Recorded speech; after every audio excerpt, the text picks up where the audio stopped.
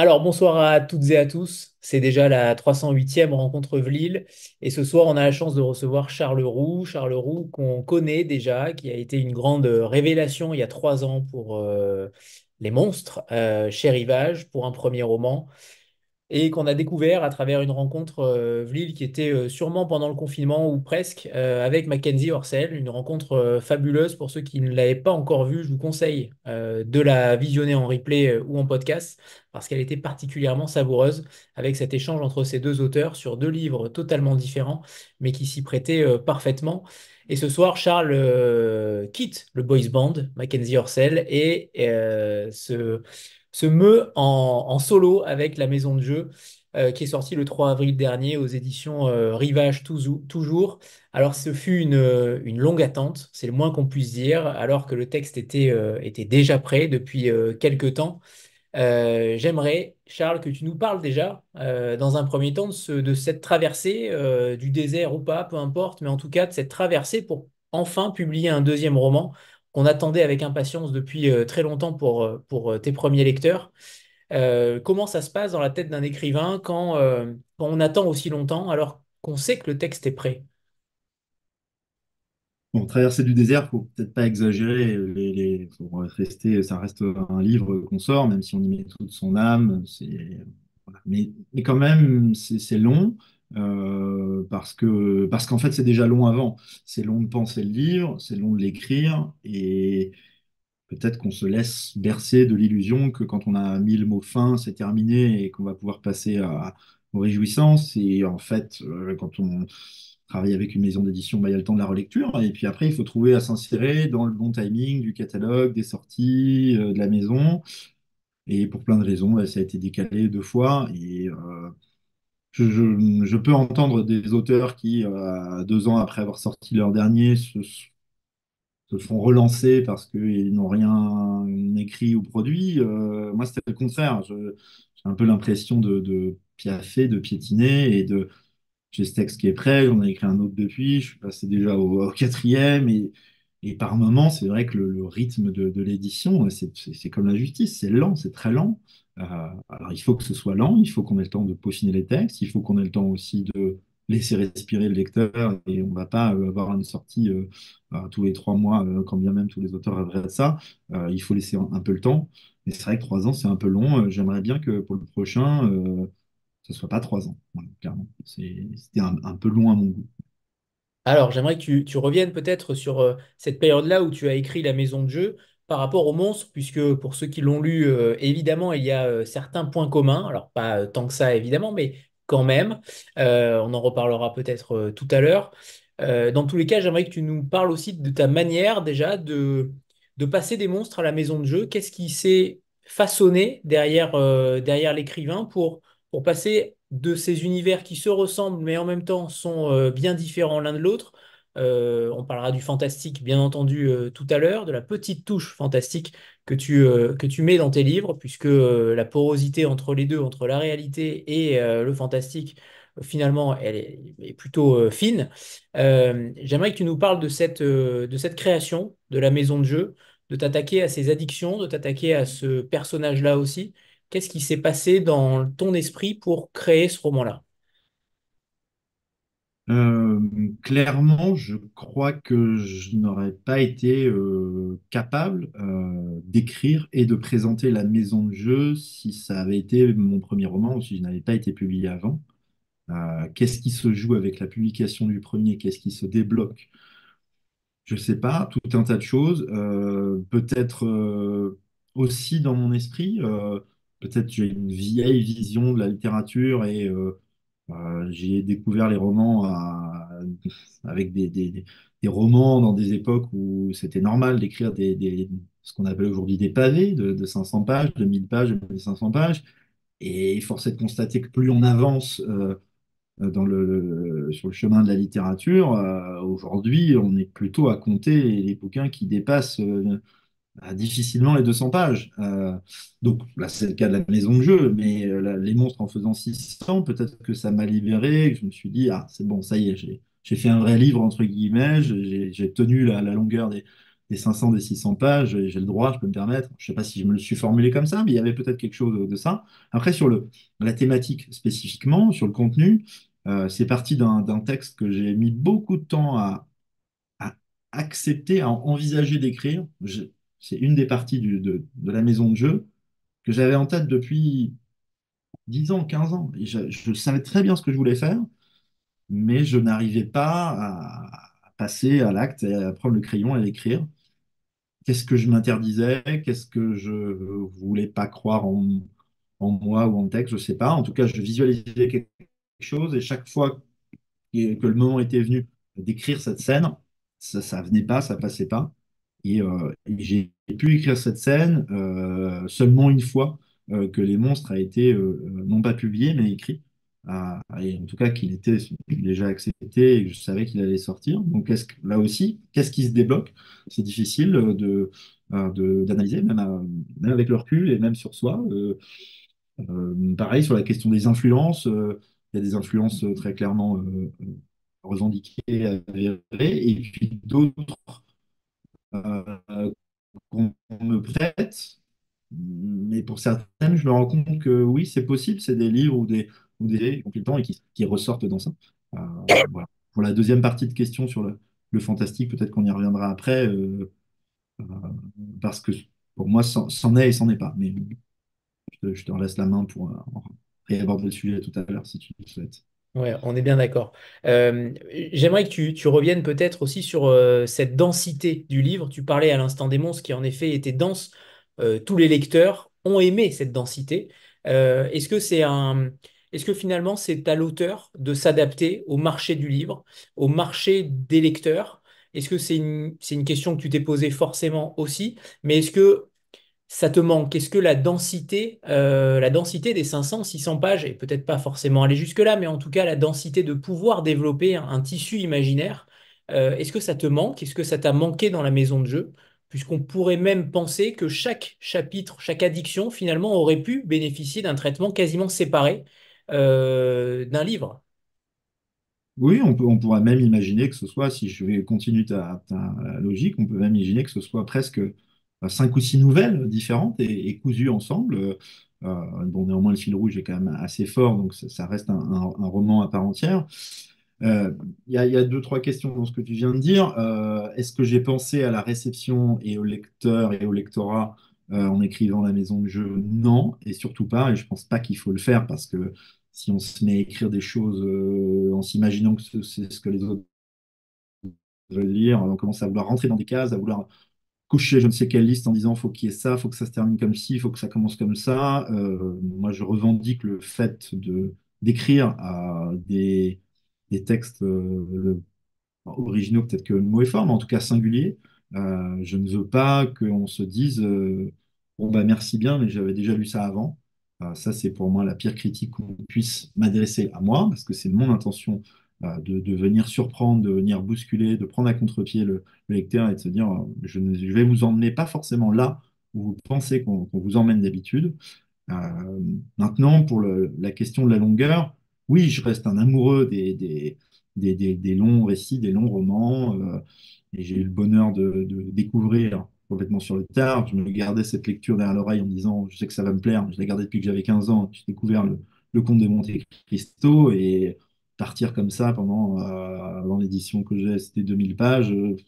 Moi, j'aurais voulu que ça dure 20 000 pages, parce qu'on veut que ça s'arrête jamais, quoi. C'est comme une série, quand on attaque la saison 15 et qu'on est dedans, et on est, faut que ça s'arrête jamais, cette création-là. Mais en revanche, pour la maison de jeu, il n'y avait pas de frustration, parce que le sujet appelait ce traitement.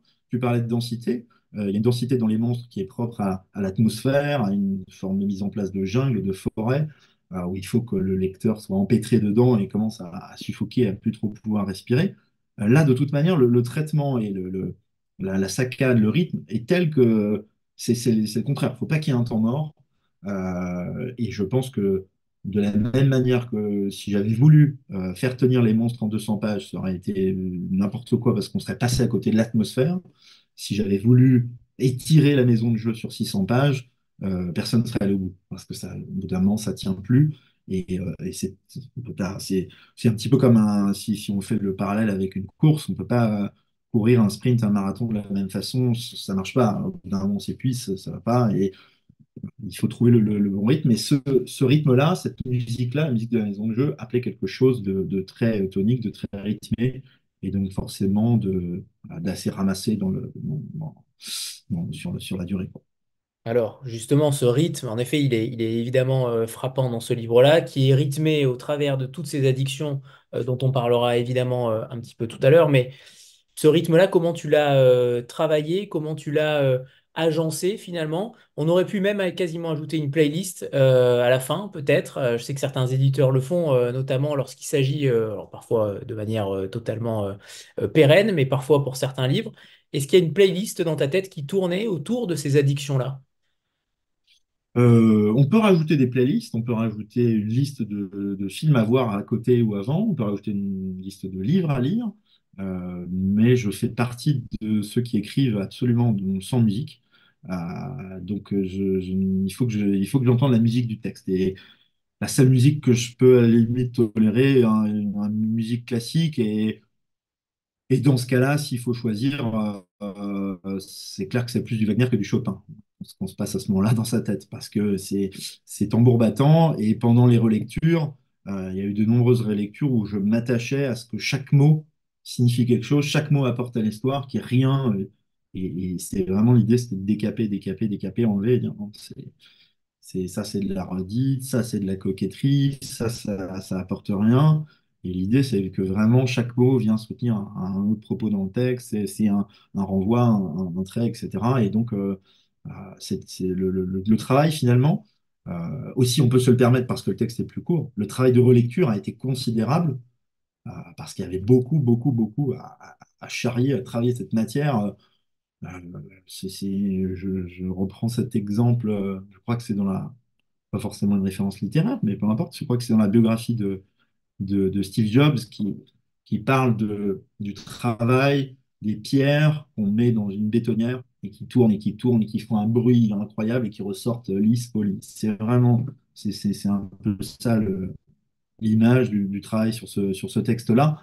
Autant dans les monstres, on prend le temps de la respiration, de se dire, OK, on a le droit de développer là pendant 10 pages sur un détail, parce que c'est le rythme et le travail d'écriture qui veut ça, et on fait exprès de perdre le lecteur, voire d'être à la limite de l'ennuyer, quand est-ce que ça avance.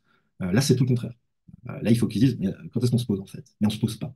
On ne se pose pas, et parce qu'il faut le lire tel quel, et j'ai déjà dit à quelques personnes, le meilleur conseil que je puisse donner pour ceux qui n'auraient pas encore lu La Maison du Jeu, ou ceux qui voudraient, soyons fous, le relire, c'est de le lire d'une traite, parce que le texte s'y prête et que ça ne vous prendra pas toute votre nuit. Si vous avez la capacité euh, de concentration, je suis sûr que vous l'avez, mais en tout cas physique, parce qu'on a tous des vies, des obligations, des rendez-vous, etc. Mettez-vous en mode avion, isolez-vous, prenez le texte de la première à la dernière ligne et prenez-le tel quel. Je pense que c'est la meilleure manière de lire. Vous avez le droit quand même de vous lever du canapé, hein. Voilà. Mais Non, non, non, il faut le lire entièrement, pas aux toilettes, rien, on mange rien, on est complètement dans sa lecture. Bien sûr, voilà. Sandra, tu veux rebondir? Enfin, rebondir. Je rebondis, allons-y, Ok. rebondissons. Bonsoir Charles, bonsoir tout le monde. Alors j'ai une question assez naïve hein, pour une lectrice qui entend beaucoup d'auteurs, mais tu parlais à l'instant du rythme, donc effectivement je rebondis sur la vitesse. Moi je me suis demandé en fait en te lisant si tu avais écrit aussi vite en fait, si tu avais eu aussi un rythme rapide en fait d'écriture, parce que je trouve que ça, enfin j'ai l'impression que ça s'entend, ça se sent, ça se lit. Et voilà, si tu étais allé à la même vitesse que Wagner, par exemple, que la musique de Wagner, et si aussi, par moment, tu n'étais pas fatigué aussi de ce rythme-là. Je me suis posé aussi la question parce que c'est quand même assez prenant, particulièrement je pense la première moitié du texte. Voilà, il faut se faire à ce rythme. Et toi-même, est-ce qu'en tant qu'écrivain, ça t'a fatigué aussi? Non, ça m'a pas fatigué et l'écriture est et doit rester un plaisir pour tous ceux qui écrivent, qu'on ait l'intention ou non d'être publié, parce que même quand on est publié et qu'on écrit, on ne sait pas si finalement le texte va déboucher sur une publication. il faut que ça reste le plus possible un plaisir. Après, il y a forcément une notion de souffrance dans le travail à un moment donné aussi, parce qu'on bûche et qu'on tisse ce texte-là.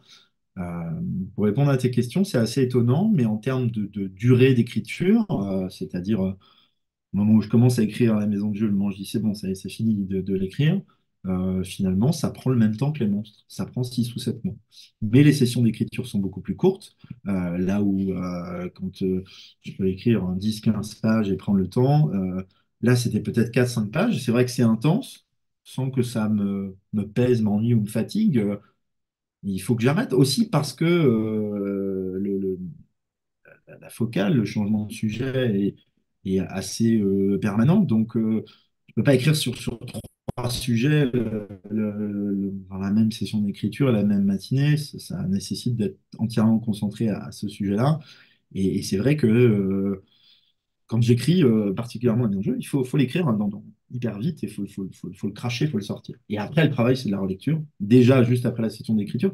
Et après, quand on pose le manuscrit, qu'on le reprend des semaines, des mois après, et de le relire, relire, relire, relire, il y a sans doute plus de travail de relecture et de réécriture que d'écriture, parce que l'écriture doit aller très vite, parce que c'est le rythme qui demande ça. Je ne sais pas si ça répond à ta question rebondissante.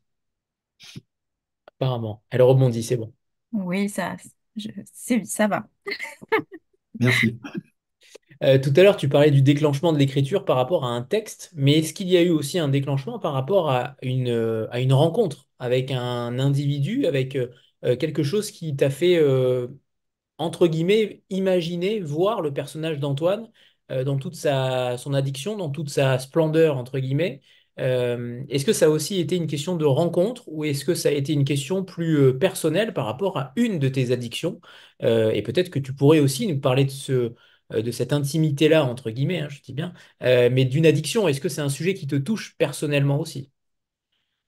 S'il y a une rencontre, c'est la rencontre avec soi-même. Parce que clairement, et c'est peut-être ça que j'exprime quand je dis que j'aurais eu du mal à pondre ou à écrire ce texte dans un premier roman, c'est peut-être que ça parle en définitive trop de moi, même à distance, et sans doute que j'ai camouflé l'utilisation d'un jeu qui ne vient jamais avec la deuxième personne. Dans les monstres, le jeu est totalement absent, on découvre à la fin. Là, il y a quand même un peu de jeu par moment, mais l'idée c'est d'écrire cette deuxième personne, ce vous qui permet en fait de mettre à distance, mais je sais très bien ce que j'écris et pourquoi je l'écris.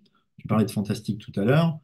Euh, de la même façon qu'on peut tous, parce que je ne crois pas que qui que ce soit soit vierge d'addiction et vierge de dépendance, et on a tous quelque chose, une ou plusieurs béquilles, clopes, télé, jeux vidéo, alcool, drogue, enfin, chacun complétera avec dont il a besoin, que ce soit un carré de chocolat ou un verre de vin. Euh, mais si vous arrivez en tant que lecteur à vous identifier au personnage d'Antoine par moment, il faut comprendre aussi que le monde dans lequel il évolue, ben, c'est un monde qui s'identifie directement au nôtre. On peut voir du fantastique, mais on peut aussi se dire, en définitive, que ce monde-là qui est décrit dans la maison de jeu, ça n'est que le monde dans lequel on vit. Oh, d'accord, c'est présenté autrement, c'est tissé autrement, c'est ajoué autrement, mais je ne fais que décrire ce que je vois. Pour revenir sur des passages en particulier, pour moi, tout ce qui est dans la maison de jeu, ça se passe déjà là maintenant. C'est comme ça que ça se passe, en fait.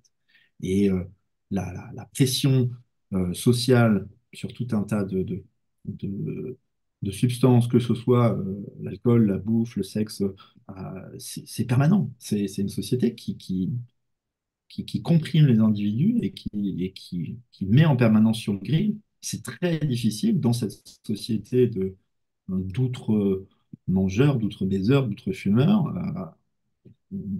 L'injonction est permanente à aller dans ce sens-là. C'est très difficile de vivre en pointillé et sur le fil. C'est impossible. On bascule en permanence et en permanence dans l'excès. Donc, si je reviens au début de ta question, oui, c'est la rencontre avec moi-même. Moi, j'ai un terrain addictif très fort. Je ne sais pas à quoi c'est dû. Est-ce que c'est un caractère passionné, entier, excessif, qui fait que dès que je me lance dans quelque chose, il faut que je le fasse à fond et quitte à me prendre le mur au bout, mais au moins on sait qu'on l'a fait. Euh, et donc j'ai eu à différents moments de ma vie une ou plusieurs addictions. Et l'idée, c'était pas forcément, pas du tout de faire un témoignage, récit à la première personne. Non pas que je n'ai pas envie de lire ce genre de récit ou que ce genre de récit n'a pas le droit d'exister, mais c'était pas du tout l'intention. Mais clairement, de la même façon que les trois personnages des monstres, David, Alice et Dominique, c'était un peu de moi-même, Antoine, c'est un peu de moi-même aussi. Bien sûr. Et on le ressent, c'est cette question du vouvoiement qui est très intéressante puisque on voit ça rarement, on voit rarement une sorte de main invisible par-dessus un personnage qui permet d'avoir cette vision-là à la fois intimiste, à la fois omnisciente et qui presque sonnerait comme divine finalement. Moi, en tout cas, je l'ai ressenti ainsi, comme une sorte de divinité qui s'adresserait à Antoine et qui lui permettrait de faire des injonctions finalement. On peut le voir de différentes manières, ce vous. Il est très subtil, il est très malin finalement. Cette narration, elle est très maligne dans le sens où chacun identifiera la main mise sur un personnage. Comme si tu avais peut-être voulu aussi vous voyez ton personnage pour lui faire prendre cette distance-là. Et je trouve que c'est très malin de ta part d'avoir joué sur ce vouvoiement. Je ne sais pas si Jennifer, tu voulais intervenir là-dessus, mais j'aimerais que tu nous parles de ce vouvoiement, de la manière dont tu l'as construit aussi, parce que c'est le cœur du livre, c'est véritablement un sacré mystère. Tu disais tout à l'heure que tu souhaitais surprendre avec cette manière-là de narrer. Clairement, tu surprends. Merci. Le vouvoiement, c'est en définitive une histoire d'apparence. Moi, je sais que j'ai le tutoiement très facile dans la vie. Et parfois, ça m'a ouvert des portes, parfois, ça m'en a refermé parce que je me fous pas mal de savoir qui j'ai en face de moi. En général, je tutoie assez vite. Et le vous, en définitive, n'est qu'une protection et on peut être très méprisant avec un vous. On peut être très dominateur, on peut être très accusateur. Il suffit d'aller, de se rendre à un procès, un tribunal et bon, tout le monde se dit vous. Et pourtant, les choses qui sont envoyées et qui sont dites et qui sont prononcées sont très dures. Et on se cache derrière ces apparences, derrière ces perruques, derrière ces masques en disant tout va bien, on est entre gens polis. Alors, il y a de la politesse, c'est de l'habillage, c'est tout. Voilà. De reprendre cet habillage, ce vous, ça permet de. Si on utilise le tu, on est déjà dans un texte qui appelle l'outrance par moment, la grossièreté, en tout cas dans la lignée de Rabelais et tous ceux qui ont suivi. Donc c'est vraiment l'idée d'être dans l'outrance, mais dans l'outrance telle qu'on la connaît en France, qui est le trop manger, qui est le trop boire, mais qui est assumé, on a tous. Il suffit de faire un repas de Noël en famille pour savoir ce que c'est, quoi. C'est de ressortir de ces 3 jours de fête où on se dit, mais pourquoi on mange tout ça? Pourquoi on fait ça? Ça n'a aucun sens. Et chaque année, on se dit, bon, on fera moins l'année prochaine, et l'année prochaine, on fait encore plus. Parce que c'est ce qu'on aime, parce qu'on aime se manger gras, se manger trop. Euh, Clairement. Donc, ce texte-là est déjà plein de cet excès. Le vous permet cet habillage, mais néanmoins, n'empêche pas de dire les choses. Jennifer, c'est à toi. Ou Franck, d'ailleurs. Je vois que tu lui as donné un petit coup de coude, donc je pense que c'est Franck. Ah, Non, c'est moi. Non, ah, c'est moi. d'accord. Mais un coup de coude pour qu'il appuie sur le bouton. Bon, bah, bonsoir à tous et puis bah, bonsoir Charles. Bonsoir. Écoute, bon, bah, voilà, ton bouquin, enfin, franchement, il est formidable. Il est super bien écrit. Bon, franchement, c'est vraiment top. Et du coup, moi, j'avais quand même une question sur ton processus créatif parce que, en fait, au départ, on a l'impression d'être un peu cet Antoine. Après, on a l'impression de rentrer dans un rêve et puis qui tourne un peu plus au cauchemar, comme le sont souvent les rêves. Hein. D'un coup, on rêve d'un truc et puis il y a des espèces de trucs qui s'ajoutent dans le rêve et puis ça devient un peu un monde étrange. Et pour autant, les scènes de description sont très précises, c'est-à-dire qu'elles évoquent des vraies sensations chez le lecteur. Même des sensations physiques. Moi, j'ai eu presque des sensations physiques en te lisant, tu vois. Et du coup, je me suis Dans demandé, quelle scène? Dans quelle scène, Jennifer? dans la scène de l'absinthe, Ah, Ça va, on est sauvé. Et du coup, je me suis demandé voilà, comment tu avais imaginé ces scènes-là qui sont en même temps très évocatrices, beaucoup dans l'imagination, mais et en même temps très réelles dans les sensations. Voilà. Comment tu avais eu l'idée de les créer? Est-ce que tu les as imaginées? Est-ce que tu les as vues? Est-ce que tu les as ressenties? Enfin voilà. Le processus créatif chez moi, il est permanent, c'est peut-être un peu pompeux de dire ça, mais ceux qui me connaissent et me fréquentent, moi, tous les jours, j'ai des idées, quoi. D'un coup, je suis là, je me dis, ah, mais on pourrait écrire un roman là-dessus. Ah, mais je viens de voir passer quelqu'un dans la rue, ça me fait penser à cette idée. Je note tout ça dans des carnets qui finissent par faire des tas de carnets que je perds, que j'oublie. Parfois, je n'arrive pas à me relire. Tout ça finit par se sédimenter, créer une matière que je travaille quand j'écris. Et quand j'écris, j'ai plutôt tendance à je crois qu'il y a une grosse influence du cinéma dans la manière dont je vois les scènes et dont je les écris. Et je tiens presque la caméra et je me dis, voilà, qu'est-ce qu'on voit à ce moment-là? Euh, c'est, c'est un peu emmerdant pour moi, en tout cas, de regarder des films aujourd'hui parce que je vois la scène et je cherche où est la caméra. Je vois la scène et je me dis, mais alors ils l'ont perché comment? Mais alors, c'est sur un rail ou c'est suspendu ou c'est comme ils ont pris un jeu de miroir? Donc je suis dans l'analyse de comment on a fait le film et pas de regarder le film. Donc, ça me pèse un peu, j'ai envie d'être juste spectateur. Et quand j'écris, j'essaie vraiment de me dire, mais alors qu'est-ce qu'on voit? Et si c'était un film, alors, sur quoi le regard se porterait? Sur quel objet? Et à ce moment-là, ben, tout ce qui passe dans un plan de 4-5 secondes, parfois ça nécessite 10 pages, 5 pages, 3 pages, d'être dans cette description-là. Et il faut quand j'écrive, que je vois. C'est comme si je déroulais le film dans ma tête. Je me dis, voilà, si cette scène-là, c'était un film, ça donnerait ça. Ça serait ça la scène. Et il faut que je me représente ça comme ça. Donc, je me fais un film dans ma tête et j'essaie de le coucher à l'écrit, en fait. Ça paraît logique. Merci. Merci pour cette question. Alors, on va parler du début un petit peu du livre. Alors, on ne pourra pas tout dévoiler, mais en même temps, est-ce qu'il y a véritablement une véritable fin? Et les fins chez toi, elles sont quand même beaucoup ouvertes. Tout à l'heure, Jennifer parlait du fait qu'on s'identifiait à Antoine. Alors, on s'identifie un petit peu moins au fil du livre, clairement, enfin, du moins pour moi. Mais on parle du livre au début, et c'est vrai qu'il y a ce jeu, il y a ce delta, ce destin qui se joue avec un dé, avec ce jeu, le 31, ce jeu qui est caché, extrême et sacré, finalement. Alors pour une fois, Antoine va gagner, et tout s'enclenche après ce postulat-là. Ce jeu, on ne peut y jouer qu'une seule fois, et c'est, comme tu le dis, un ultime face-à-face avec le sort.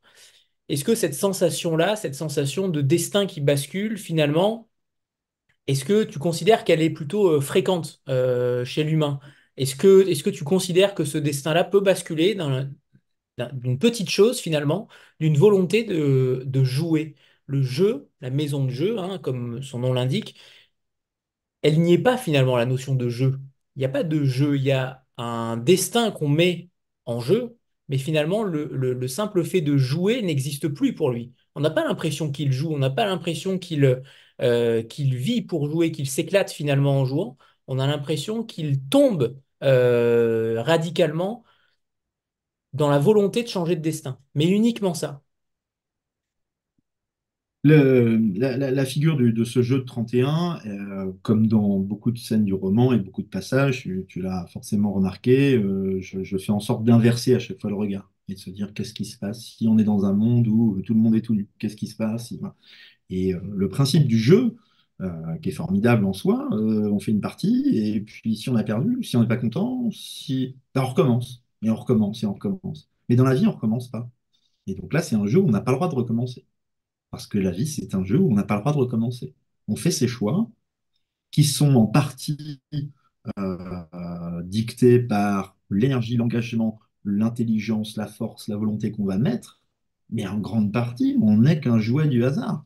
Et évidemment qu'on a plusieurs vies dans une vie, et c'est pour ça que je dis que ce n'est pas si fantastique que ça, que les différentes existences d'Antoine ne sont en fait que différents cycles qu'on a dans une vie. Et je pense que si tout à chacun s'interroge, dès qu'on a un peu vécu, mais il ne s'agit pas d'avoir 70 ans pour se dire ça, je pense qu'à 25-30 ans, on peut déjà se dire, mais en fait, il y a déjà eu plusieurs mois dans ce mois.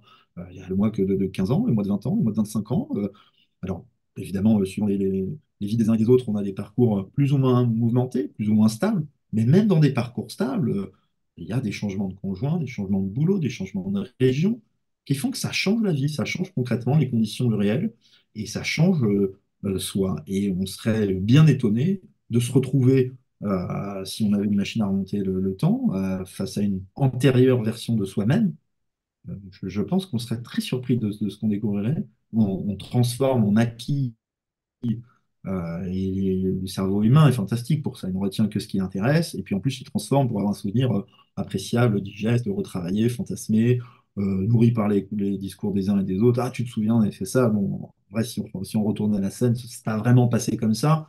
Et on serait parfois très surpris, horrifié, scandalisé de ce qu'on verrait. On se disant, mais c'était moi ce gars, c'était moi ce type à cet âge-là. Et c'est inévitable, c'est un changement permanent. Et donc, la maison de jeu, c'est une vie en accéléré, en fait. C'est une vie d'être humain, ok, dans l'excès, dans l'outrance, mais en fait, pas tant que ça. Et c'est vraiment les différents passages qu'on peut avoir au sein de la même vie. Donc, c'est vraiment cette idée de cycle. Je crois qu'on peut, sur un coup de dé, changer son destin. Je crois que parfois, on sent les choses basculer. On sent que quand on prend une décision, on se dit, tiens, je suis peut-être là à un carrefour de ma vie.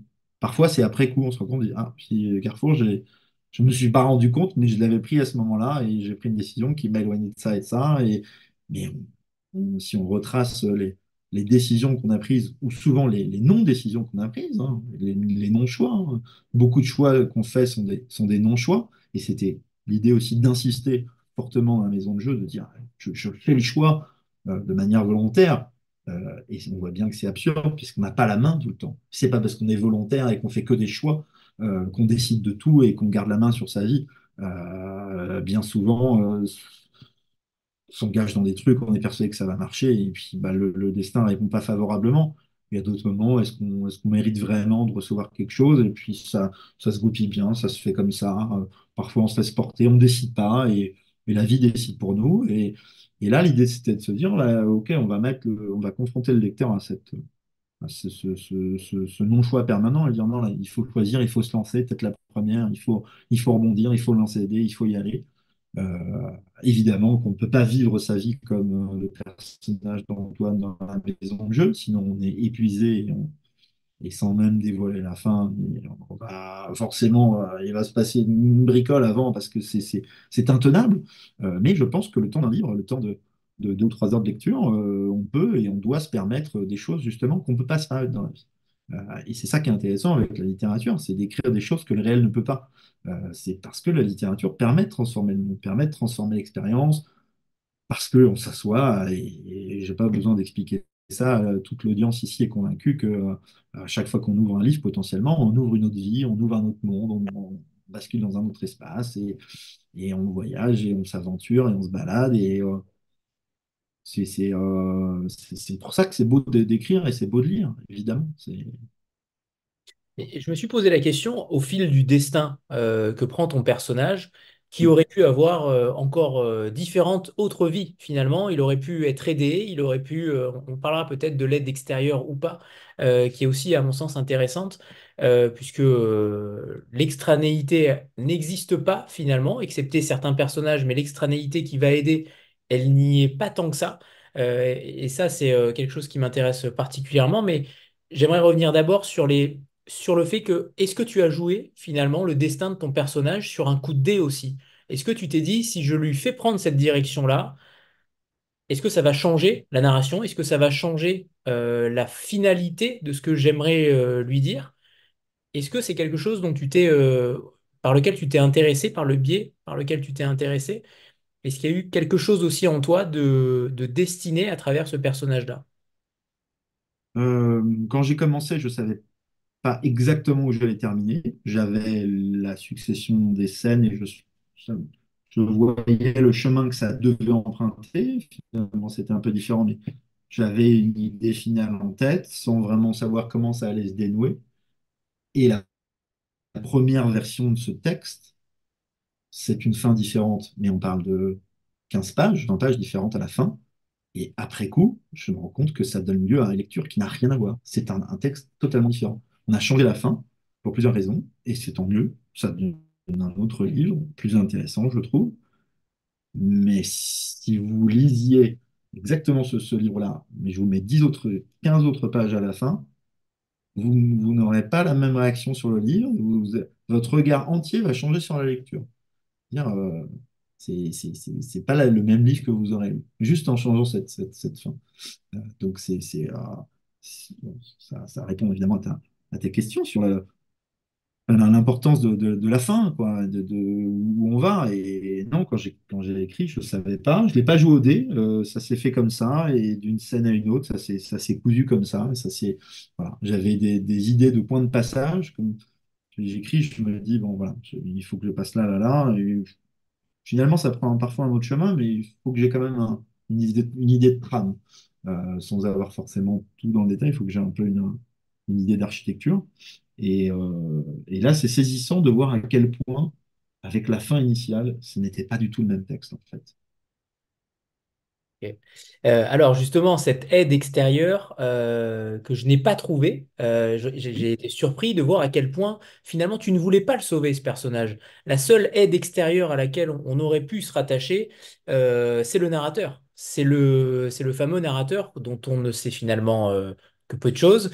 La seule aide extérieure, c'est ce personnage-là. Cette volonté de ne pas sauver un personnage, c'est quasiment, je ne veux pas dire inédit, mais presque. Dans chaque roman, on essaye quand même souvent d'avoir un équilibre. Pour le coup, là, il n'y en a pas, et c'est ça qui déstabilise totalement aussi. Est-ce qu'on peut s'en sortir? Est-ce qu'on peut sortir d'une addiction sans aide extérieure finalement aussi? On peut se poser la question, mais cette volonté que tu as eue en tant qu'auteur, elle est quand même extrêmement puissante. En tout cas, je pense qu'on est tous différents face à l'addiction, face à la dépendance, face à l'enfermement psychologique dans une mauvaise vie, dans une mauvaise direction. À titre personnel, je ne crois pas à l'aide extérieure. Je ne- Sur ce sujet-là spécifiquement. Pour le reste, je suis persuadé que, sans vouloir reprendre la formule étoile, etc., mais c'est vraiment ça, quand on commence à se prendre en main, en général, les aides extérieures arrivent naturellement, spontanément. Mais là, ce n'était pas le sujet du livre, et c'était vraiment de se dire, il doit se démerder tout seul, et oui, j'aime mettre ce personnage, mais les trois précédents dans les monstres étaient quand même assez mis sur le grill aussi, et j'avais eu des remontrances ou des plaintes, peut-être pas, mais de certains lecteurs qui m'ont dit, mais tu fais trop de mal aux personnages, c'est pas sympa, on n'a pas le droit de les maltraiter comme ça. Et là, c'est un peu ce qui ressort aussi. Le pauvre Antoine, mais j'ai envie de dire pauvre de nous, parce qu'il suffit de regarder nos vies pour s'interroger de ce qu'on fait de nous-mêmes. On en est pas à se plaindre, mais en tout cas à réclamer, à exiger de la littérature qu'elle tente de sauver ses personnages, et on n'essaye pas de le faire dans nos propres vies. C'est complètement absurde. On passe notre temps à se perdre, à ne pas se laisser la possibilité de se sauver. On s'enferme dans des mauvais choix et on se dit rien du tout, et c'est encore une fois une collection de non-choix, et puis peut-être qu'un coup du destin va venir me sauver. Mais en revanche, il faudrait que la littérature sauve ses personnages et leur offre quelque chose qu'on ne saurait pas faire dans la vie. Ah non, non, on va y aller à fond, et on va lui aussi lui réserver une existence, on va pas le qualifier pour pas spoiler. Est-ce que cette existence est euh, absurde, quelconque, sordide, drôle, triste, voilà. Vous compléterez pour ceux qui ont lu ou ceux qui ont. Mais la vie d'Antoine, c'est une vie d'être humain. Et c'est peut-être presque plus une vie d'être humain qu'une vie de personnage de roman. Et pourtant, le roman n'est pas uniquement centré sur Antoine. Alors, il est centré entre guillemets sur Antoine, ok, mais il y a quand même des personnages secondaires qui sont là tout au long du livre. Les personnages fil rouge, que j'appelle fil rouge, notamment Pauline et Alexandra, les jumelles papillons, notamment évidemment les ex d'Antoine. On pense à Cécile, Delphine et autres. Euh, il y a quand même chez toi cette volonté euh, c'est toujours cette question d'atmosphère finalement, d'ambiance, d'atmosphère. Aucun de tes personnages n'est isolé. Tout à l'heure, tu disais qu'il était seul, et on va parler peut-être aussi de la solitude parce que c'est un roman contre la solitude finalement, en tout cas pour essayer de s'en extirper. Mais Mais ces personnages secondaires, comment tu les façonnes? Comment tu doses finalement? Quelle est ta dose de personnages secondaires dans un récit pour éviter que ça ne prenne trop de place aussi parce que le personnage principal reste Antoine? Mais comment tu formes ces personnages-là? Est-ce qu'ils sont tissés au fil du récit? Est-ce qu'au contraire, ils sont déjà dans ta tête depuis le début et ils permettent d'avoir ce tissu narratif? Qu'est-ce qu'il y a derrière cette volonté d'avoir cette trame de personnages secondaires qui est si importante, j'ai l'impression, dans tes romans? Quand je parlais de réécriture tout à l'heure, une grosse partie de la réécriture concerne notamment la présence de ces personnages secondaires qui constellent le récit, comme tu l'as remarqué. Euh, j'ai une idée très claire de ce que sont ces personnages et on pourrait, si on voulait pousser l'exercice jusqu'au bout, écrire un livre sur chacun de ces personnages. Donc je pourrais les décrire pendant 1 heure précisément. Et après, je prends un, je sais pas si c'est du plaisir, en tout cas, je fais en sorte d'effacer toutes les traces. Il faut que le personnage reste là, mais qu'il soit pas là. Il faut qu'on sente leur présence et pour autant, démerdez-vous, imaginez la suite. Vous êtes grand, il faut faire confiance au lecteur et je vais pas vous mâcher le travail. Et si quelqu'un décrit les jumelles, un papillon d'une certaine manière et quelqu'un d'autre d'une autre, peu n'importe, c'est le lecteur qui façonne son univers et son livre à cet endroit-là. Euh, D'ailleurs, même le personnage d'Antoine, physiquement, il est volontairement peu décrit pour que chacun puisse plaquer l'image qu'il veut. Et j'entends que pour certains lecteurs, ce soit déstabilisant, parfois ce manque de description, de précision. Autant c'est très riche et c'est très décrit, comme disait Sandra, sur certaines scènes, certains objets, et on est dans la sensation. Autant sur l'apparence physique des personnages, allez-y. D'ailleurs, c'est le même point de vue que je prends euh, pour la ville, qui, une fois de plus, comme dans les monstres, n'est pas nommée. Euh, et chacun mettra la ville de bord de mer qu'il a envie. Chacun mettra ses souvenirs de casino. Chacun mettra la Normandie, le Biarritz, le Sud-Est. Voilà. Donc, ces personnages secondaires, oui, ils sont importants. Je parlais de films tout à l'heure, mais c'est valable aussi dans les livres. C'est un équilibre très délicat. Parfois, je ne sais pas si vous avez moi, j'ai cette frustration. On lit un livre, on se dit, ah, ce personnage secondaire, j'aurais voulu en savoir plus, j'aimerais. Bon, après, la mode est devenue au spin-off, et quand tout le monde réclame, on dit, bah, on va faire un truc spécial sur ce personnage. Mais je pense, à mon sens, que ça veut dire, ça signifie que malheureusement, l'auteur nous en a trop dit, on a trop fait sur ce personnage, et il est venu éclipser un petit peu le héros ou les personnages principaux. Même s'il n'y en a qu'un, dans les mentions à trois, il est en plein de livres, il y en a soit un, soit plusieurs. Euh, c'est comme cette impression désagréable de regarder un film, on se dit, c'est con, les personnages secondaires jouent mieux que le rôle principal. Ça flingue un peu le truc, quoi. Et d'ailleurs, les réalisateurs qui font bien leur travail et les acteurs qui prennent soin de leur image prennent bien garde de ne pas prendre quelqu'un de trop bon pour de tenir le crachoir à côté, parce que sinon, se passer à côté de votre prestation, c'est raté.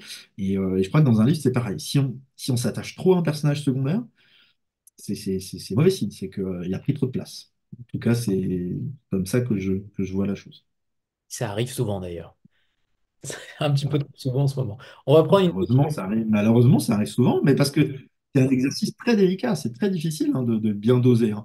Et pas assez, on peut avoir le truc de, mais finalement, c'est qui ce personnage secondaire, on ne sait pas trop, on n'a pas vu assez.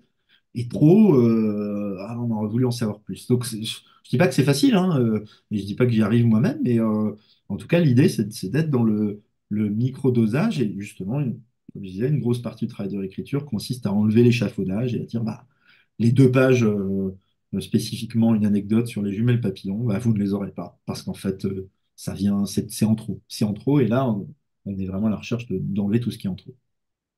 Alors, on va prendre une petite photo de groupe avant que tu nous lises un premier extrait pour que vous soyez au cœur même du rythme et de l'écriture de Charles. Voilà, préparez-vous. 3, 2, 1. J'ai l'impression de voir tout le monde. C'est bon, merci. Charles, c'est à toi pour l'extrait. Ouais. J'ai choisi 2 extraits. Un premier extrait au début, je fais en sorte de choisir 2 extraits qui ne divulgagent sur rien. Un premier extrait pour introduire et comprendre comment le roman va se lancer. Et puis un deuxième où on est un peu plus dans le texte, sans pour autant que ça dise quoi que ce soit, si ça vous convient. Accroupi dans un coin crapoteux, épaules appuyées sur la paroi et mains contre la grille qui vous sépare de l'après, vous lancez les dés en ivoire. Le rebond aléatoire s'arrête et le sol se met soudain à trembler. L'écho d'un grondement, vous vous retournez et avez tout juste le temps de voir la masse d'eau vrombissante jaillir sur vous, prête à vous engloutir. Dans ce paquet de flotte déchaînée se trouvent les battements de votre cœur devant la roulette, les espoirs d'obtenir la bonne carte à la rivière, les calculs des figures restantes dans les 6 paquets de cartes, vos bluffs et votre figure impassible, vos mensonges à Delphine et le bruit agaçant du distributeur qui vous refuse un énième retrait. Les trop nombreux verres offerts pour vous maintenir en vie autour du tapis, les rencontres d'un soir et les illusions rapportées au petit matin. Votre vie d'avant, tout simplement, votre dépendance et votre mauvaise vie, votre identité de joueur pathologique, aux mains tremblantes et à la tête bourdonnante. Votre prière réclame que ce torrent de boue soit assez puissant pour arracher la grille et vous déposer sur le rivage, sale des pieds à la tête, mais propre de l'intérieur, recraché et en vie, nettoyé de votre vilaine manie du vendredi. Voilà pour le premier extrait. Merci. On va être un petit peu les non-lecteurs dans l'ambiance et dans le début du livre. Et un deuxième extrait où on prend un petit peu plus le temps de... Ça tout à l'heure, tout à l'heure. Tout à l'heure, pardon, Ouais, excuse-moi. tout à l'heure, tout à l'heure.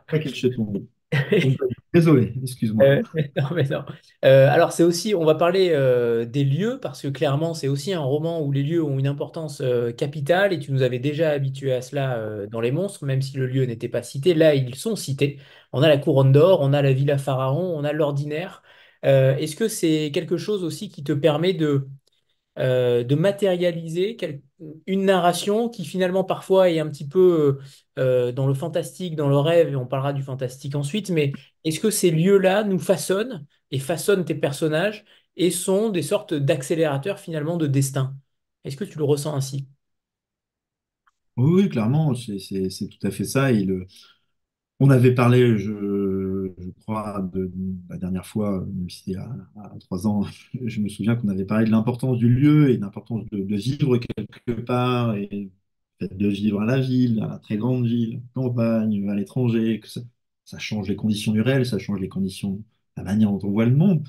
Mais là, spécifiquement, les lieux que tu as cités, c'est vraiment des lieux physiques dans lesquels on se rend, c'est le bar en bas de chez soi, c'est tel restaurant, c'est tel camping, etc. Euh, Ce sont des lieux qui créent une ambiance, qui créent un monde à part.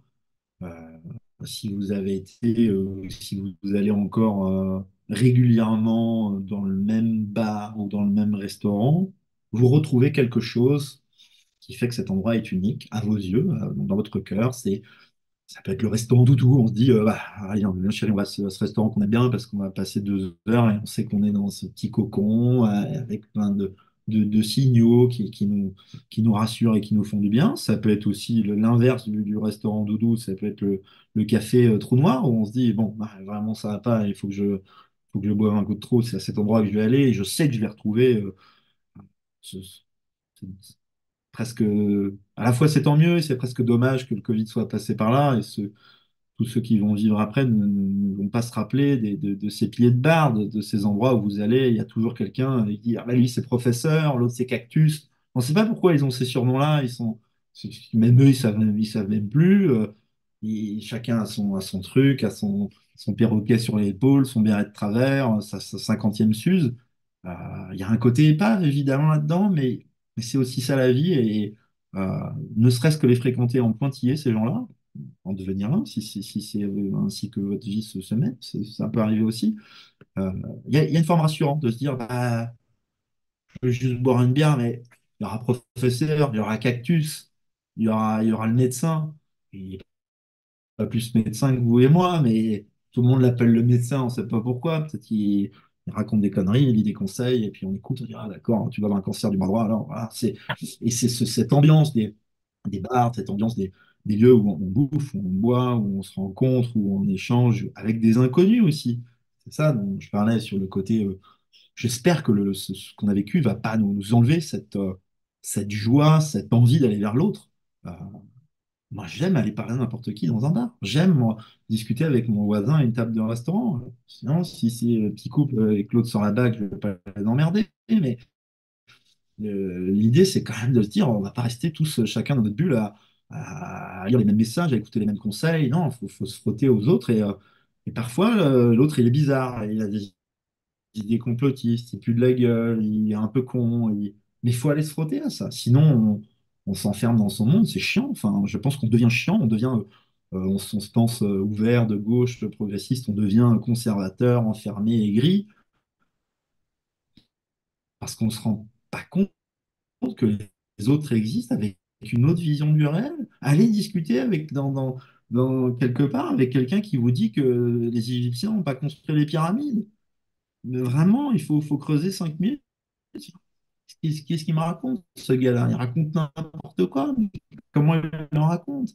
Et on découvre notre histoire. Et on a en face de nous, à ce moment-là, un conteur, tiens, quand on écrit, mais pas Cactus, hein, c'est un personnage. Hein. Mais Cactus, il a mis un peu de soleil dans notre vie à ce moment-là. Et on comprend. Et on comprend. Je Alors sais plus quelle justement, était la question. peu importe. Mais c'était, mais c'était une question aussi sur, c'était sur les lieux tout à l'heure, Sur les lieux, effectivement. Ouais. mais la solitude, et là tu viens d'en faire la preuve aussi, on sent que cet Antoine, il est évidemment extrêmement seul. C'est une lutte constante à chaque page contre cette solitude-là, et on sent à travers ton discours que c'est tout l'inverse finalement que tu prônes. Et c'est ça qui est intéressant aussi, c'est que on a l'impression que la solitude chez toi et chez tes personnages, hein, crée la monstruosité.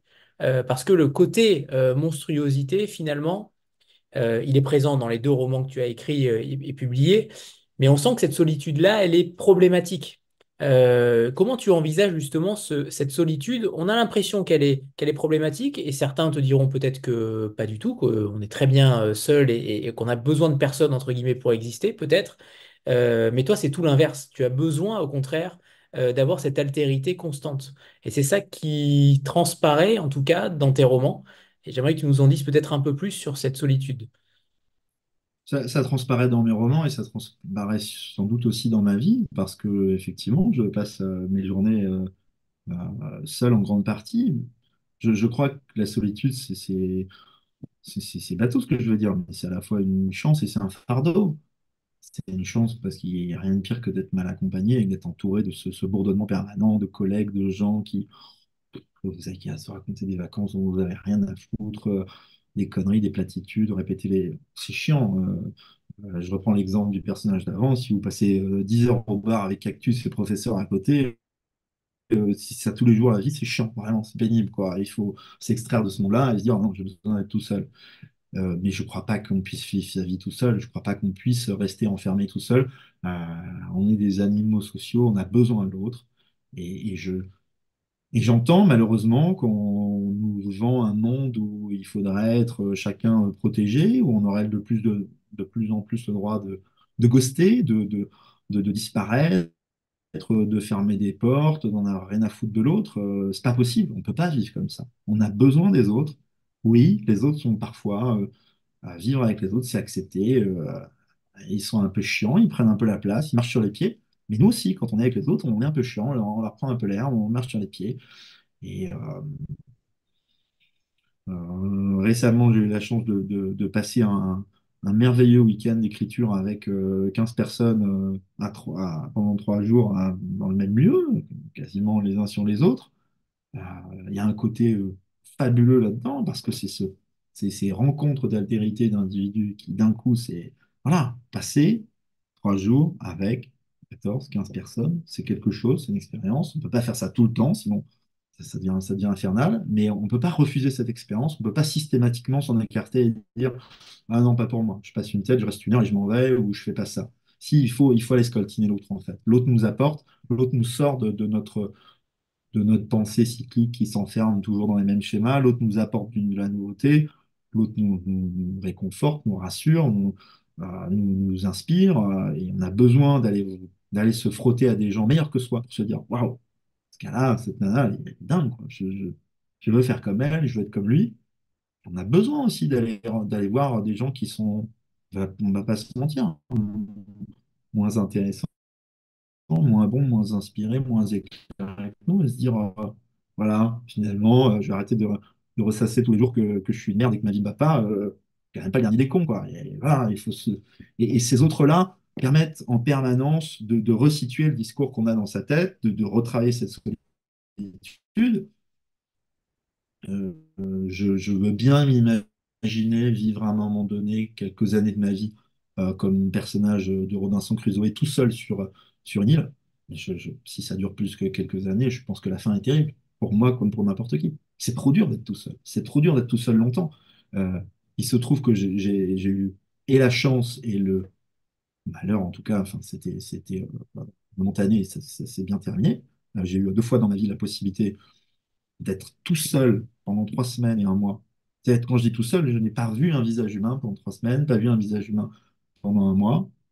Je vous assure que quand vous revenez à la civilisation, c'est difficile. Les autres, vous comprenez même pas ce qu'ils vous disent. Les phrases arrivent, c'est un, il faut 2, 3 jours pour se recaler.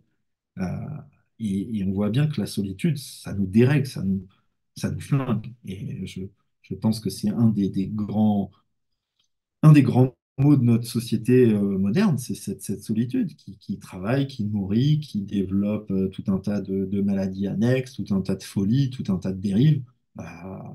Non, c'est pas possible d'être seul. C'est de la connerie. C'est une vraie connerie, vraiment. Euh, oui, c'est bien de passer du temps avec soi-même. C'est important à l'inverse, si on veut développer le point de vue inverse, quelqu'un qui a tout le temps besoin des autres pour exister, tout le temps besoin de quelqu'un, il y a quelqu'un qui parle, ça va pas, il faut savoir s'accepter, se vivre avec soi-même dans la pièce et passer un week-end tout seul avec soi-même. C'est important de s'apprivoiser et de savoir le faire, mais on ne peut pas le faire en permanence. On a besoin des autres. Même le sourire de la boulangère, même 5 minutes, même une baguette, s'il vous plaît, 1,70 €, voilà votre monnaie. Ça change tout. Ça change une vie. Et je pense qu'on n'a pas assez compris et mesuré le drame vers lequel on s'oriente à marche forcée. Ça avance peut-être la question de 2074, si on en parle tout à l'heure. Et c'est pas possible, une vie le nez dans les écrans, une vie assise sur ton canapé à regarder le programme Netflix, à jouer à des jeux vidéo, à se faire commander de la bouffe. C'est la connerie, hein. On va droit dans le mur. C'est une énorme erreur. C'est un mauvais choix de société. Il faut arrêter ça tout de suite si c'est encore temps. Ça n'est pas bon, ça n'est pas sain pour l'être humain. En tout cas, c'est ma conviction. Et on a vu les ravages du Covid, notamment sur les jeunes générations. Clairement, on n'a pas forcément appris de cette période-là, étrangement, sur beaucoup de domaines. Il y a deux personnages ou deux personnes qui sont dans le livre. Et alors j'en ai une sur laquelle je n'ai rien trouvé. C'est la dédicace du livre, puisque c'est à L.B. Joe Smith. Je n'ai rien trouvé sur cet homme ou cette femme. Peut-être qu'il y a une explication particulière. Et le deuxième personnage, alors c'est pas un personnage, c'est Peter Schlemi. Schlemish. C'est l'homme qui a vendu son ombre. Ces deux personnages Oui, sont quand même, oui. alors, je ne sais pas si c'est des personnages, des existences véritables, mais j'aimerais que tu nous en dises un mot parce que tu distilles toujours des choses qui permettent d'aller vérifier pour les intervieweurs. C'est juste parfait en réalité parce que tu sèmes des petits cailloux, des petites pistes qui nous permettent d'aller aussi un petit peu plus loin parfois. Effectivement, il y a plein de cailloux, plein de tiroirs, plein de ficelles, et je suis ravi quand les lecteurs viennent me voir et disent j'ai trouvé cette ficelle, je crois que là tu parles de ça, tu fais référence à ça. Il y en a, c'est truffé dans le texte de rappels, de références, Peter Schlemihl, c'est une petite lecture, ça doit être maintenant dans la collection Folio 2 € que je conseille à tout le monde. Une nouvelle sur quelqu'un qui vend son nom, c'est une énième interprétation d'un pacte faustien, c'est un classique de la littérature allemande, si je ne dis pas de bêtises, j'ai un petit texte. Sur Albie Joe Smith, il n'y avait rien à trouver, c'est un message personnel. Le premier, le premier livre, Les Monstres, était dédié à Hector, euh, qui est mort, et parce que je crois que si la littérature peut faire beaucoup, alors peut-être qu'elle peut aussi envoyer un message à ceux qui ne sont plus là. Et L.B. Joe Smith, c'est la même chose, c'est quelqu'un qui n'est plus parmi nous, et donc ceux qui l'ont connus seront, j'espère, sensibles à cette dédicace. Voilà. Très bien, très bien. Sandra, c'est à toi. Oui, je voulais revenir aux ambiances différentes et variées. Je pense pour ceux qui le liront, ton roman et ceux qui l'ont lu, je pense qu'on a tous un passage qu'on préfère, un passage qu'on a vécu peut-être plus intensément. Oui. Donc, deux questions en une. Je voudrais savoir si tu aimes entendre les lecteurs te dire quel passage ils ont préféré ou finalement t'aimerais qu'ils aiment tout. Et puis toi aussi, est-ce que tu as une ambiance que tu as préférée? Alors peut-être écrire, mais aussi tout simplement une ambiance euh, avec laquelle tu te sens le plus proche finalement. Pas forcément une addiction, mais je dirais plutôt une ambiance, ouais. Première question, oui, et c'est normal de préférer un passage du texte à un autre, de préférer un monde à un autre, et je suis ravi qu'on me dise j'ai surtout aimé cette partie-là, je me suis senti totalement à l'aise là-dedans, ou j'ai été trop désarçonné ici, et finalement c'est peut-être ça qui m'inspire le plus, parce que le côté déstabilisant du texte peut-être permet de s'interroger, de se dire tiens, c'est bizarre, le passage où j'ai été le moins à l'aise à lire, finalement c'est celui que j'ai préféré. Qu'est-ce que ça dit de moi et où est-ce que ça m'insécurise et qu'est-ce que ça vient révéler comme faille dans mon petit moi qui se croyait protégé de tout. Et je lis ce livre et finalement je suis pas bien parce qu'on me remet on me remet le nez là-dedans. Donc je suis content d'entendre les lecteurs, quels qu'ils soient, me dire ça c'est ce passage-là. Voilà. Oui, clairement, évidemment que j'ai des passages préférés. Sans doute que les deux scènes qui ont donné naissance dans ma tête au livre, qui étaient au départ deux scènes totalement distinctes. C'est les deux premières scènes que j'ai commencé à écrire et qui font les deux des piliers importants du livre. La première scène, là aussi, je ne vais pas spoiler, mais c'est tout le chapitre sur la nourriture. Et deuxième passage, c'est tout le chapitre sur la partie sexuelle. Voilà. Là, vraiment, c'est les deux, c'est les deux trucs que j'ai en tête au moment de réfléchir à ce livre et je sais même pas encore à ce moment-là comment ça va se goupiller. Et à la relecture et en entendant parler les gens, je crois que c'est les deux passages du livre, les deux parties du livre qui me plaisent le plus ou dont je suis le plus content ou qui me plaisent le plus, ouais, clairement. Tout à l'heure, on a parlé des addictions. Il y en a une qui nous Ça intéresse. répond à ta question. C'est bon, Sandra? Oui, elle disait merci. Elle dit OK. Elle a dit OK. OK. Il y a une addiction qui nous concerne particulièrement et qui est un petit peu plus drôle par rapport aux autres, c'est l'addiction par rapport aux livres, où les livres non lus se transforment en parpaings de béton. Je pense que ça, c'est un cauchemar pour beaucoup d'entre nous, parce qu'on est tous un petit peu ici et ailleurs addicts à la profusion, au consumérisme littéraire finalement. Je pense que je ne trahis aucune passion là, ici. Mais pour le coup, c'est aussi un message envoyé par rapport à cette société qui surconsomme, qui finalement ne sert pas à grand-chose de ces objets qu'on entasse constamment et qui finalement n'apportent rien au monde. Évidemment, évidemment, il y a aucun doute là-dessus. Chaque objet qu'on acquiert, qu'on croit acquérir, parce qu'en fait, c'est toujours temporaire, hein, la différence entre acheter et louer ou emprunter est finalement assez minime. Si je loue un vêtement pendant 3 ans, ou si j'achète un vêtement et que je jette au bout de 3 ans, finalement, il n'y avait pas beaucoup de différence. C'est dans l'esprit et dans la manière dont on visualise la chose. Mais chaque objet qu'on rajoute dans sa vie ne fait que créer un lien supplémentaire, un enfermement supplémentaire, une chaîne de plus. On croit se faire plaisir en se disant, ah bah tiens, j'ai besoin d'une nouvelle imprimante, d'un nouveau jean, d'une nouvelle lampe. On se crée une prison, on rajoute des objets, on rajoute des murs, on rajoute des barreaux. Et là aussi, et c'est terrible parce que ce que je veux dire, c'est que j'ai eu cette chance à mon avis de me débarrasser de tous mes objets, de vendre mon appart, de donner mes meubles à Emmaüs, mes fringues à Emmaüs, de garder deux cartons livres chez ma mère et de partir avec rien et de voyager avec des affaires pour 3 jours.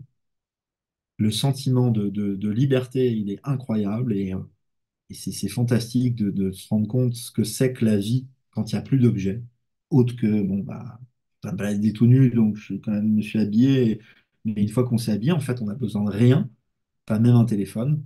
Cette sensation de liberté, d'absolu, d'être en contact permanent avec le monde, avec l'air, avec les gens, le regard, tout ça, c'est incroyable. Et je suis revenu de ce voyage et j'ai la même vie que tout le monde. J'ai réentassé des choses. J'ai trois PC, une tablette, des téléphones qui meurent dans un tiroir, trop de livres, trop de verres, trop de vaisselle, trop de couverts, trop de choses, trop de choses. Et j'aimerais, je le fais régulièrement, je fais du tri, je donne, je vends, je jette, je recycle, mais c'est encore trop, c'est trop, c'est trop. Et j'entends le côté rassurant qu'il peut y avoir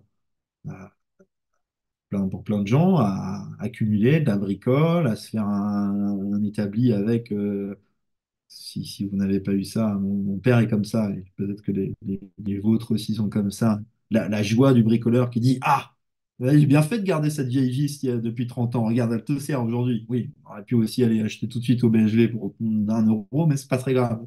C'est bien de l'avoir gardé pendant 30 ans, merci papa, la vie sert aujourd'hui. Mais les livres, puisque c'est ça la question de départ, il y en a trop, il y en a trop. Il y en a trop chez moi, il y en a trop chez nous. Bon, en plus, je vis avec quelqu'un qui a, comme moi, accumule du livre, encore plus. Et c'est incroyable d'en arriver. Parfois, je lui rentre dedans frontalement. Je lui dis, mais pourquoi on garde ce livre? Tu dis toi-même qu'il est pas si bien que ça.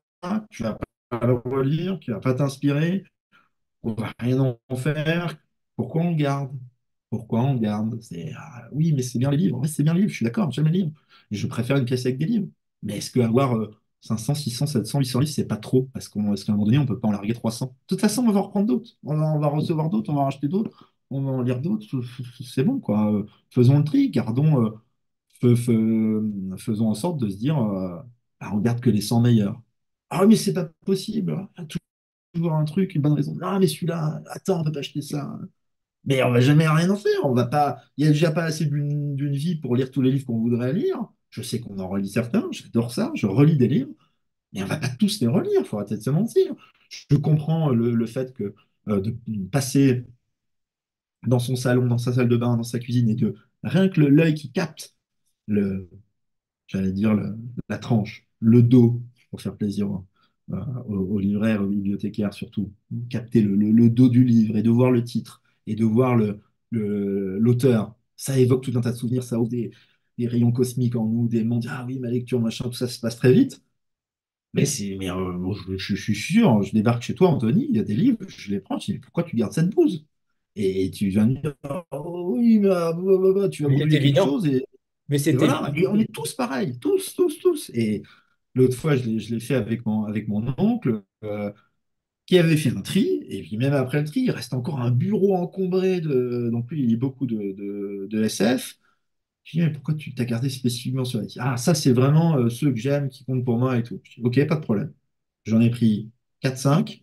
J'ai dit, alors ça parle de quoi?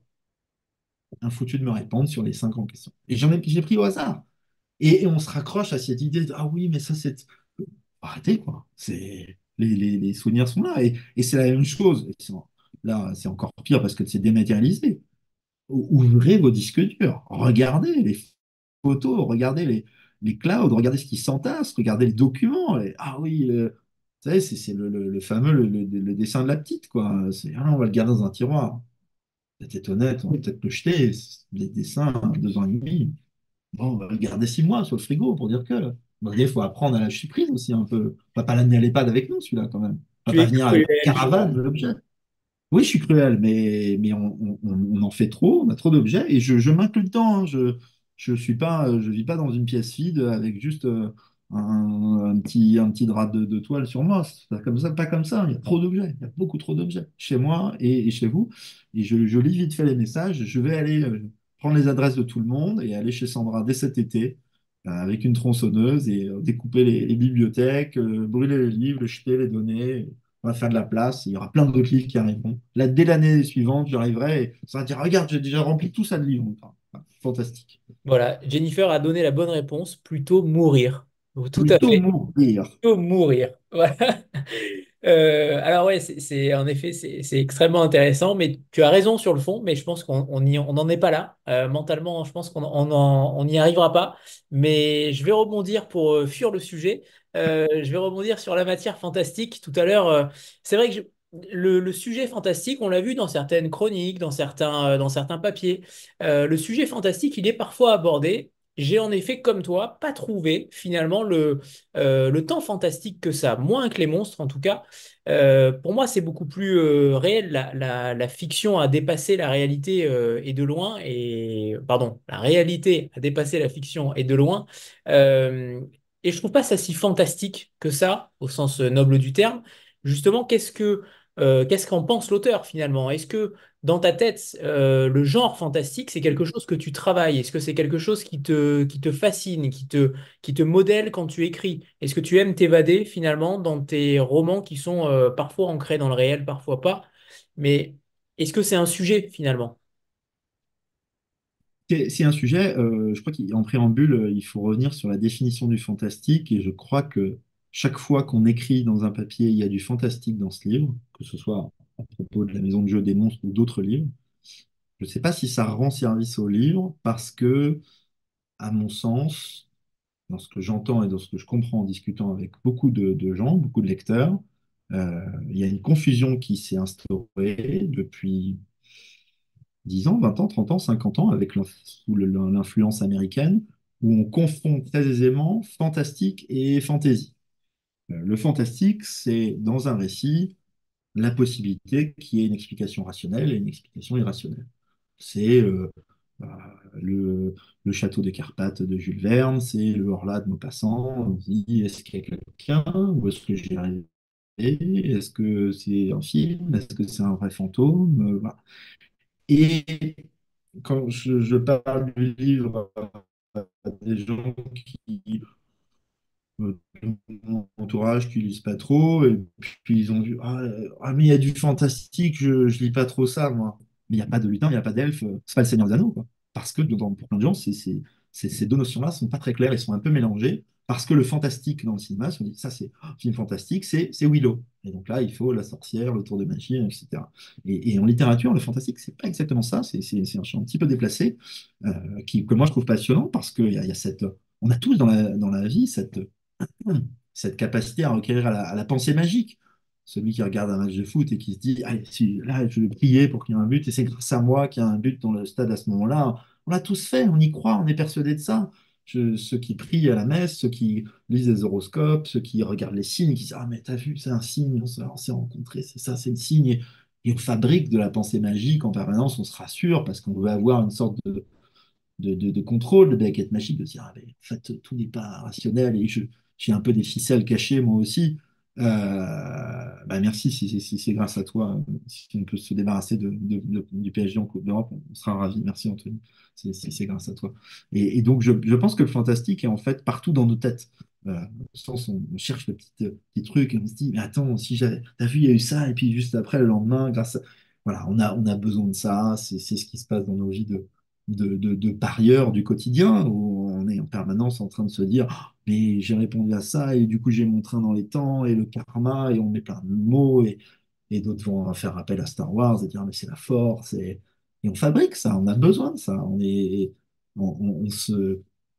Une chose est sûre, hein, je suis certain, peut-être pas en 2074, mais dans quelques centaines d'années, peut-être quelques milliers, on sera débarrassé des monothéismes, pour le meilleur et pour le pire. On regardera ça comme on regarde les religions grecques d'autrefois, en se disant, oh, quand même, les gars ne pouvaient pas croire que le type se transformait en taureau pour aller séduire la fille dans le pré, quoi. Bon, bah, sans doute que si, dans leur imaginaire, ça marchait comme ça.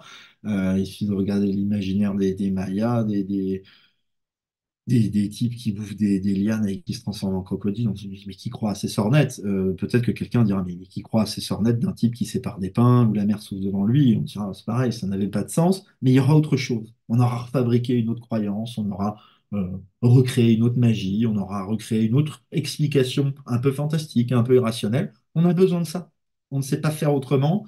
Euh, on peut tout expliquer. Moi, je suis ravi de lire dans le détail, de dire, alors c'est ça, le Big Bang, à la fin, ça termine comme ça, et puis mais à la fin, il faut un peu de magie quand même. Il faut que je peux pas me raccrocher qu'au réel et qu'aux faits scientifiques. Et les plus éminents scientifiques sont souvent de sérieux croyants, parce qu'ils ont besoin de ça, hein. Donc, il y aura toujours quelque chose. Et le fantastique est présent effectivement un peu dans le livre, mais finalement pas plus que ça que dans le réel, quoi. La frontière est toujours ténue. Alors, je demande régulièrement aux écrivains ce qu'ils pensent de l'avenir, comme des Madame Irma, finalement. Qu'est-ce que tu pourrais nous dire de ces 50 prochaines années en 2074? Qu'est-ce que tu y vois? Est-ce que la réponse ne serait pas dans le livre, page 135, tu dis que les poèmes et le salon de thé, ça va 2 minutes. Alors oui, le monde serait meilleur s'il se débarrassait de son impudeur crasse, de sa propension à se rouler dans le plaisir creux et dépourvu d'amour. Foutue espèce humaine, incapable de dépasser son essence bonobesque. Euh, on va pas avoir le temps de faire un panorama complet de comment je vois 2074, mais sur ce champ-là, puisque tu insistes spécifiquement, je crains malheureusement qu'on va avoir une accélération de ce plaisir à tout prix et de ce plaisir faux fabriqué. Je crois que dans 50 ans, où que vous alliez dans le monde, c'est malheureusement déjà un peu le cas, ça sera encore plus le cas. On ira dans un Starbucks, dans un Ikea, on lira les mêmes livres partout, on regardera les mêmes films partout, et on n'aura pas de gouvernement mondial, mais on aura tous les inconvénients d'un truc mondialisé où le petit Brésilien, le petit Japonais, le petit Français seront nourris aux mêmes idées, avec la même bouffe et les mêmes. C'est chiant, c'est déprimant, ça m'emmerde. Je crois, et bien sûr, qu'il y aura des poches de résistance littéraire, cinématographique, picturale, musicale, partout, localement. Mais de plus en plus, la tendance, à mon sens, j'espère me tromper, mais va être une uniformisation du contenu qu'on consomme. Et c'est bien du contenu. Et c'est un peu, malheureusement, pas la disparition, mais l'art va se faire tout petit. L'art va se faire écraser, comme c'est déjà le cas, par du contenu. Il suffit de regarder ce que devient Disney, il suffit de regarder de ce qu'est en train de devenir Netflix, il suffit de regarder ce qui est en train de devenir la télévision. C'est du contenu, c'est de l'abêtissement des masses à grande échelle et pas pour endormir le français moyen devant sa télé à 20 heures. C'est un projet mondial. Pas dit comme ça, c'est pas des gens qui se retrouvent dans un bureau en disant comment est-ce qu'on va endormir les masses et les 8 milliards de gens, mais c'est ce que ça produit. Cette capacité à demain, où on écrira, je pense, dans 50 ans, on écrira des best-sellers sur commande à plusieurs dans un livre, à plusieurs dans une salle, en se disant, bon, alors, on va écrire ce thriller, mais il faut qu'on pense déjà tout de suite à la version danoise, à la version brésilienne, à la version rwandaise. Il faut qu'il y en ait pour tout le monde, avec le bon nombre de personnages, comme dans un Netflix aujourd'hui, ça sera produit comme ça, comme La Reine des Neiges, où on a besoin de mettre les 15 chanteuses des 15 pays les plus importants autour de la table pour dire on écrit la chanson tous en même temps pour que tout le monde y trouve son compte.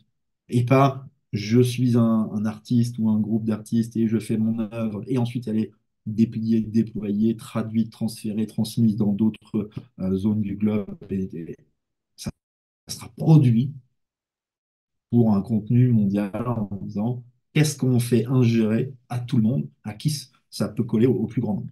Et ça n'est plus de l'art, ça n'est pas de l'art, ce sera du contenu culturel, ce sera de l'industrie, c'est déjà un peu le cas, mais ça va être, à mon avis, dans les 50 ans qui viennent, encore plus le cas.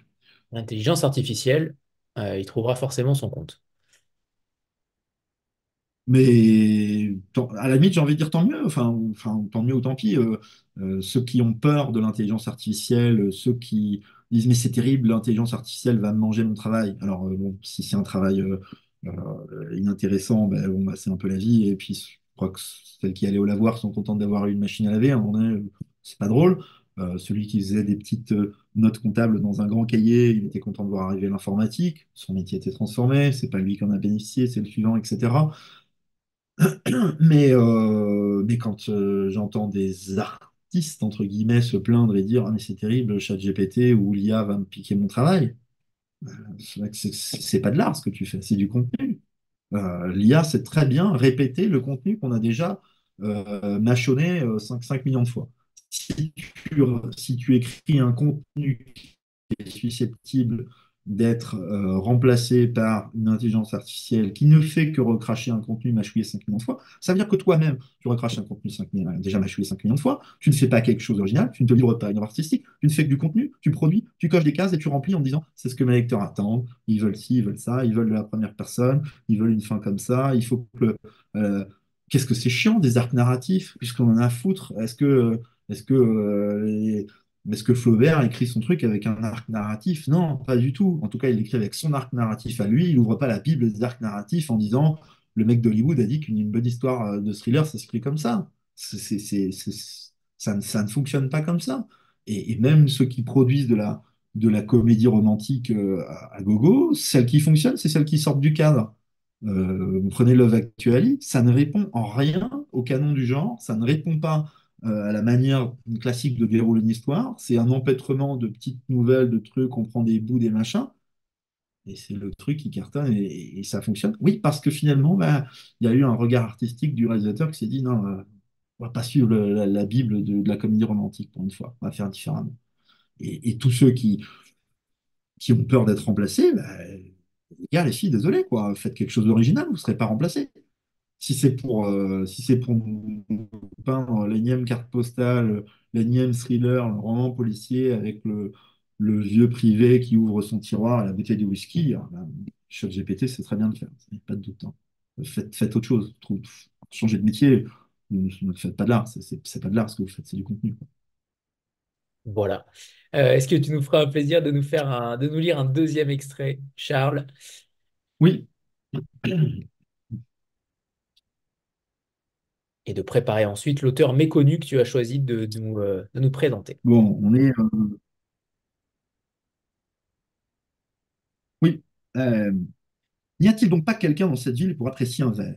Juste un verre. Un bon verre de vin rouge qui réchauffe les artères et élargit la vision. Une chope de bière qui rafraîchit le gosier et fait briller les pupilles. Un petit ballon blanc qui rehausse le goût des aliments en même temps qu'il redonne le sourire. En vain. L'étape suivante, c'est vous, Antoine, errant à la recherche d'une place que vous ne trouvez pas. Vous éclusez les tavernes du bord de mer, autant les bouges lugubres et interlopes des quais industriels que les adresses cotées près des pontons des plaisanciers. Dans les premières, rien qu'un cloaque urbain. Dans les dernières, une version pas plus extraordinaire que les soirées ennuyeuses des dîners bourgeois. Entre poivreaux et poseurs, votre choix est vite fait. Ni les uns, ni les autres. Nuit après nuit, vos pérégrinations concentriques pour dénicher un établissement différent suscitent même en vous l'idée d'un recensement exhaustif de tous ces débits de boissons, un kit des adresses de la ville. Voilà ce que vous pourriez établir. Le moins qu'on puisse dire, c'est qu'en matière de consommation d'alcool, vous êtes un spécialiste, passé par à peu près toutes les phases, de l'abstinence à l'abrutissement complet, de la modération aux excès. Certes, admettez-vous, un tel ouvrage serait d'intérêt public, mais cela ne résoudrait en rien votre problème, la quête d'un lieu d'abandon qui ne soit pas l'antichambre des enfers. Et si vous ouvriez votre propre bar, Antoine, voilà qui aurait de la gueule, non? Vous maugrez, oui, pourquoi pas. Peut-être que ce qui vous manque, c'est l'énergie propre au grand projet. Vous dites que vous commencez à vous faire vieux, vous êtes usé, vous n'aspirez qu'à un peu de repos. Ce paquet de papier craft, peut-être qu'il serait temps de l'ouvrir. Vous en avez un peu marre de ces montagnes russes, assez d'être brinque-ballé. C'est seulement votre quatrième existence et vous soupirez déjà. Vous avez bien mérité, pensez-vous, des plaisirs terrestres qui ne corrompent ni l'âme ni le corps. Vous en avez de bonnes, vous, Antoine. Vous voulez l'ivresse, mais pas le lendemain au ralenti. Les discussions animées, mais pas les engueulades. L'apéro joyeux, mais pas la litanie de conneries pour faire un verre à la main. Vous voudriez être transporté dans un lieu où l'alcool émerveillerait sans détruire, où les liqueurs vous envelopperaient d'une aura rassurante, la désinhibition sincère sans les ravages de l'éthanol. Pauvre fou. Merci, merci Charles. Alors, quel auteur méconnu as-tu choisi? Je demande toujours aux auteurs de choisir un auteur qu'ils aimeraient, un auteur ou une autrice qu'ils aimeraient remettre au goût du jour, quelqu'un un petit peu d'oublié, quelqu'un qui a compté aussi dans la vie de l'auteur. Lequel et qui as-tu choisi? Alors, il y avait deux questions en fait dans ta question, parce que je suis en train d'essayer de la retrouver en même temps.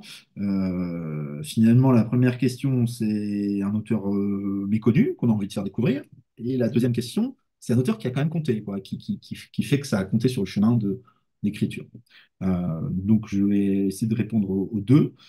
Je vous invite à découvrir un écrivain russe qui s'appelle Yuri Bouïda. Il a écrit quelques nouvelles et quelques romans. Train Zéro, je crois que vous pouvez commencer par ça. L'Abominosaure. Euh, je crois que c'est un écrivain qui, à mon sens, transmet bien ce que c'est que l'âme russe. C'est un écrivain contemporain qui, je trouve que dans sa manière d'écrire, dans le contenu et dans la forme aussi, dans la manière de raconter, il y a ce que c'est, à mon sens, l'âme russe, au-delà des images, des clichés qu'on peut avoir via le filtre de nos réseaux et de nos journaux télévisés. Voilà pour l'écrivain méconnu, Yuri Bouïda, Bouida, avec un tréma sur le i. Euh, et l'écrivain qui a, je pense, et j'y pensais tout à l'heure quand on parlait de la narration, le vous, aussi la manière de centrer parfois sur les objets. Je pense que j'ai vraiment besoin de citer, de parler de Chuck Palahniuk, qui est l'auteur de Fight Club, pour ceux qui connaissent. Pour la petite histoire et ceux qui ne sont pas familiers des diminutifs américains, Chuck, c'est des diminutifs de Charles. Moi, ce que j'aime je crois avoir lu quasiment tous ses romans, ce que j'aime dans sa manière de narrer les choses, c'est systématiquement le déplacement de la narration, c'est la capacité à emmener le lecteur avec soi. Et j'ai vu Fight Club dans ma quinzaine, vingtaine, et parce que c'était ma génération, j'étais pris dedans, et je me suis dit, tiens, je vais aller lire le livre. J'ai lu le livre, je me suis dit, mais c'est encore mieux que le film. Et puis après, j'ai lu les autres livres, et je me suis dit, mais en fait, Fight Club, c'est quasiment son moins grand, quoi. C'est presque son bouquin, presque trop facile et trop commercial, et les autres sont éclatants de dinguerie, quoi. À la fois sur le sujet, le traitement, la narration, vraiment, lisez Chuck Palahniuk. Qu'est-ce que je peux vous conseiller? Je crois que ça s'appelle Choke, l'histoire le personnage s'amuse à faire semblant de mourir au restaurant jusqu'à ce que quelqu'un vienne le sauver avec la fameuse manœuvre de Heimlich en le serrant derrière, en faisant recracher le morceau coincé dans la gorge, et tisse un lien particulier avec son sauveur. Et en tissant ce lien, ce qui va se passer, c'est que cet autre-là, ce sauveur, va lui envoyer des cartes de vœux, va lui envoyer de l'argent, va prendre régulièrement de ses nouvelles. Et en faisant ça toutes les semaines, en changeant de restaurant, en changeant de vie, il y a comme ça une vie avec tout un tas de sauveurs qui en permanence prennent de ses nouvelles et lui envoient des cadeaux. Euh, il y a un autre qui s'appelle Snuff, qui est l'histoire de... C'est dans un gangbang, enfin, c'est pas un gangbang, je sais pas comment expliquer, c'est une Américaine qui va battre le record de relations sexuelles avec 600 hommes. Et on est dans l'antichambre, dans la salle où ils sont tout nus avec de l'autobronzant, des paquets de chips et des bières, et ils ont des numéros au feutre. Et donc, c'est le numéro 3 qui parle au numéro 452. Il y a un père et son fils, enfin, c'est totalement. Voilà quelqu'un qui met pas de barrière, pas de limite, qui parle de tout et qui se fout complètement. Et je n'ai pas la sensation qu'il écrive quelque chose d'amoral pour écrire quelque chose d'amoral. Euh, il écrit ce qu'il a envie d'écrire, est ce que le sujet amène, et peu importe, il n'y a pas de barrière, et on y va. Et en tant que lecteur, ouais, c'est à la fois déstabilisant, mais c'est merveilleux parce qu'une fois de plus, on lit quelque chose qu'on y vaille. Voilà. Et on ressent en effet cette influence, maintenant que tu le dis, c'est évidemment flagrant, clairement. J'y avais pas du tout pensé, mais oui, il y a déjà une scène un peu Fight Club, hein, finalement, dans la maison de jeu. Clairement, ça y ressemble beaucoup. Il y a ces influences-là. C'est cohérent, en effet. Bien vu. Tout à l'heure, tu as évoqué un troisième et un quatrième roman, et vu que j'ai Louis Fine, j'aimerais quand même que tu nous parles peut-être un petit peu de ce il est déjà prêt, entre guillemets, ou en tout cas ce que tu es peut-être en train d'écrire, sur quelle thématique, ou en tout cas sur quel axe, finalement, tu t'inscris avec ces prochains romans-là. Est-ce qu'on reste entre le fantastique et la réalité? Est-ce qu'on reste sur des sujets qui restent sociétaux finalement? Où tu vas aller dans les prochains romans? Pareil, je crois que c'est un sillon que je suis content d'avoir trouvé et de continuer à creuser. Profiter et utiliser l'aventure et l'histoire d'un personnage ou de plusieurs personnages pour aussi passer peut-être pas au grill ou au scanner, mais quand même interroger le monde dans lequel on vit et les histoires qu'on se raconte et les mensonges qu'on se dit au quotidien et la fable qu'on aime dont on aime à se nourrir tous les jours. Euh, pour les sujets, on peut en parler librement. C'est terrible parce que ce troisième est fait, il est soumis. Je n'ai pas encore la réponse de l'éditrice. Je ne sais même pas s'il va être publié. Donc peut-être j'en parle et que vous n'en verrez jamais la couleur. Ce serait triste. Mais pour faire très simple, c'est une histoire d'amour dans le métro. Voilà.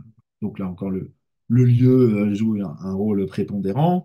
On est sur un lieu souterrain. Il y aura forcément des connexions avec ces différents cercles des enfers qu'on découvre dans la maison de jeu. Mais il y a aussi pas mal de rappels avec les monstres. Et puis il y a l'idée là aussi de triturer, de torturer presque les personnages et le lecteur avec. Néanmoins, petite différence, il n'y a pas de narration à la deuxième personne. Vous pourrez souffler un peu, vous dire, ah, on commence à en avoir un peu marre, de devenir du Charleroi qui nous dit du tu et du vous à tout bout de champ. Pour autant, il n'y aura pas de jeu non plus, il n'y aura pas de première personne. Et le quatrième, je l'ai déjà écrit, je le réécris, c'est très long à expliquer, mais je suis contraint de le réécrire entièrement avec une autre perspective. Euh, c'est un road trip dystopique. Ok, ok. Donc on reste quand même en effet sur ces deux thématiques de fantastique et de critique sociétale finalement, mais avec toujours cette part de mal. On sent chez toi quand même, euh, comment dire, cette part de critique de la société, critique des âmes humaines finalement. On a l'impression que tu en veux un petit peu à l'humanité. Est-ce que c'est le cas? Est-ce qu'il y a un regard aussi, entre guillemets, euh, où tu ne comprends pas comment on a pu en arriver là? J'ai l'impression que c'est ça finalement. Ah, mais c'est exactement ça, c'est exactement ça. Et je suis tiraillé entre mes deux aspirations. La première, dont j'ai parlé un peu plus tôt, qui est parce que c'est ma nature et c'est notre nature profonde et j'aime ça. J'aime les gens, j'aime discuter, j'aime écouter, j'aime être dans la pièce avec quelqu'un d'autre, j'aime aller boire un verre, j'aime aller à la rencontre de ces autres qui sont différents, agaçants, inspirants. J'aime les gens, ouais, profondément. Je crois tellement en les gens que j'en j'en suis effectivement déçu de voir comment on en est arrivé là. Et mon autre facette, évidemment, et je ne m'en cache pas, mais vraiment, il suffit de regarder le journal 5 minutes pour que c'est complètement ubuesque, on est chez les fous, quoi. Qu'est-ce que c'est que ce monde qui nous dit, je fais n'importe quoi, parmi les dernières trouvailles, la commission sur le droit des femmes, on n'a qu'à la donner à l'Arabie Saoudite. Tout va bien, c'est normal, c'est bien, c'est simple, tout ça n'a aucun sens, aucun sens. Et on est là, on continue, ah, mais c'est bien. Et après, il faudrait que dans une conversation, on dise, ah, attention, parce que les Nations Unies, c'est ça y est, c'est fini, c'est décrédibilisé. Cet organisme n'a même plus le droit de se prononcer. Ça fait déjà, il est en mort cérébrale depuis des dizaines d'années, mais là, on touche le fond. Et je prends un exemple, mais c'est comme ça pour tout. Il suffit d'écouter nos politiques, il suffit d'écouter le moindre ministre ou la moindre ministre qui s'exprime ces derniers temps. Ou qui cache du cannabis chez lui. Les tickets de métro à 4 euros, les trucs comme ça. On est chez les fous, on est chez les fous. Voilà, on met un prix de ticket de métro, c'est pour pas que les gens le prennent. Ok, d'accord. Voilà, on est vraiment touché le fond. Et donc, oui, j'ai des moments où je le dis avec le sourire, mais aussi très sérieusement. On a vu l'éclipse il y a 2 jours. Moi, j'attends la comète, hein. Vraiment. On mérite que ça. Mais vraiment, que ce qu'on en finisse, quoi. Parce que, bon, déjà, ce ne sera pas frustrant. Ce qui est terrible dans la mort individuelle, c'est de se dire qu'il y a le côté un peu le petit enfant qui ne veut pas aller se coucher. Tu vas rater la soirée avec les grands. Bah, et quand je meurs, qu'est-ce qui se passe après? J'aurais envie de voir. Là, si on meurt tous ensemble, déjà, on est soulagé, on n'a rien raté. Donc, ça, c'est pas mal quand même. C'est un peu individualiste et mégalo comme idée. Mais quand je vois ce qu'on fait, quand je vois comment on traite les animaux, la nature, nous-mêmes, ce qu'on construit comme c'est n'importe quoi. On est taré. On est une société débile, vraiment. C'est incroyable de trouver autant d'intelligence individuelle dans un cerveau humain et aussi peu d'intelligence collective. Mais c'est dramatique, quoi. Et on va pas rentrer dans les conflits du moment, mais c'est à se taper la tête sur les murs, de tous les côtés. C'est de la folie, de la folie.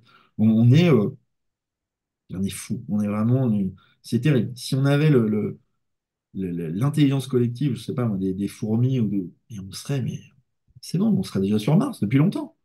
On l'aurait fait. Et on serait ailleurs, on aurait fait autrement, on vivrait tous de manière intelligente, cohérente. Mais là, ça n'a aucun sens. Tout ce qu'on fait, tous les jours, je vois au moins une nouvelle, je me dis, mais ça y est, c'est. Et puis le pire, c'est que tous les jours, il y a un peu, on creuse un peu plus, on se dit, ah non, on peut faire encore pire. On peut faire encore pire. Donc, bah, dans ces moments-là, qu'est-ce qui reste? Bah, on va s'en retrouver les gens avec qui on aime passer du temps, et puis boire un verre, hein, et puis se marrer, parce que qu'est-ce qu'on va faire à d'autres? On va pas pleurer tous les jours. C'est désespérant, on peut pas pleurer tous les jours, on n'a qu'une vie. Moi, Et, enfin, j'ai l'impression que chaque actualité est tirée du Gorafi. et de Donc, plus en plus, c'est voilà. clair. Les mecs n'auraient même pas eu l'idée. Et il y a des choses aujourd'hui qui arrivent. S'il y a 10 ans, on avait écrit ça, je raconte n'importe quoi. C'est complètement fou, quoi. Donc, parfois, j'essaye de vivre un peu déconnecté, mais le réel revient toujours directement à moi d'une manière ou d'une autre. J'en ai marre de soupirer, marre de lever les yeux au ciel, donc je laisse filer, et je regarde dans un coin de ciel si la comète arrive, mais elle n'arrive pas. Donc, il faut bien continuer à vivre malgré tout. Tu vas regarder dans le bon coin, puisque c'est Nathalie qui a une question à te poser. Oui, bonsoir tout le monde, bonsoir Charles.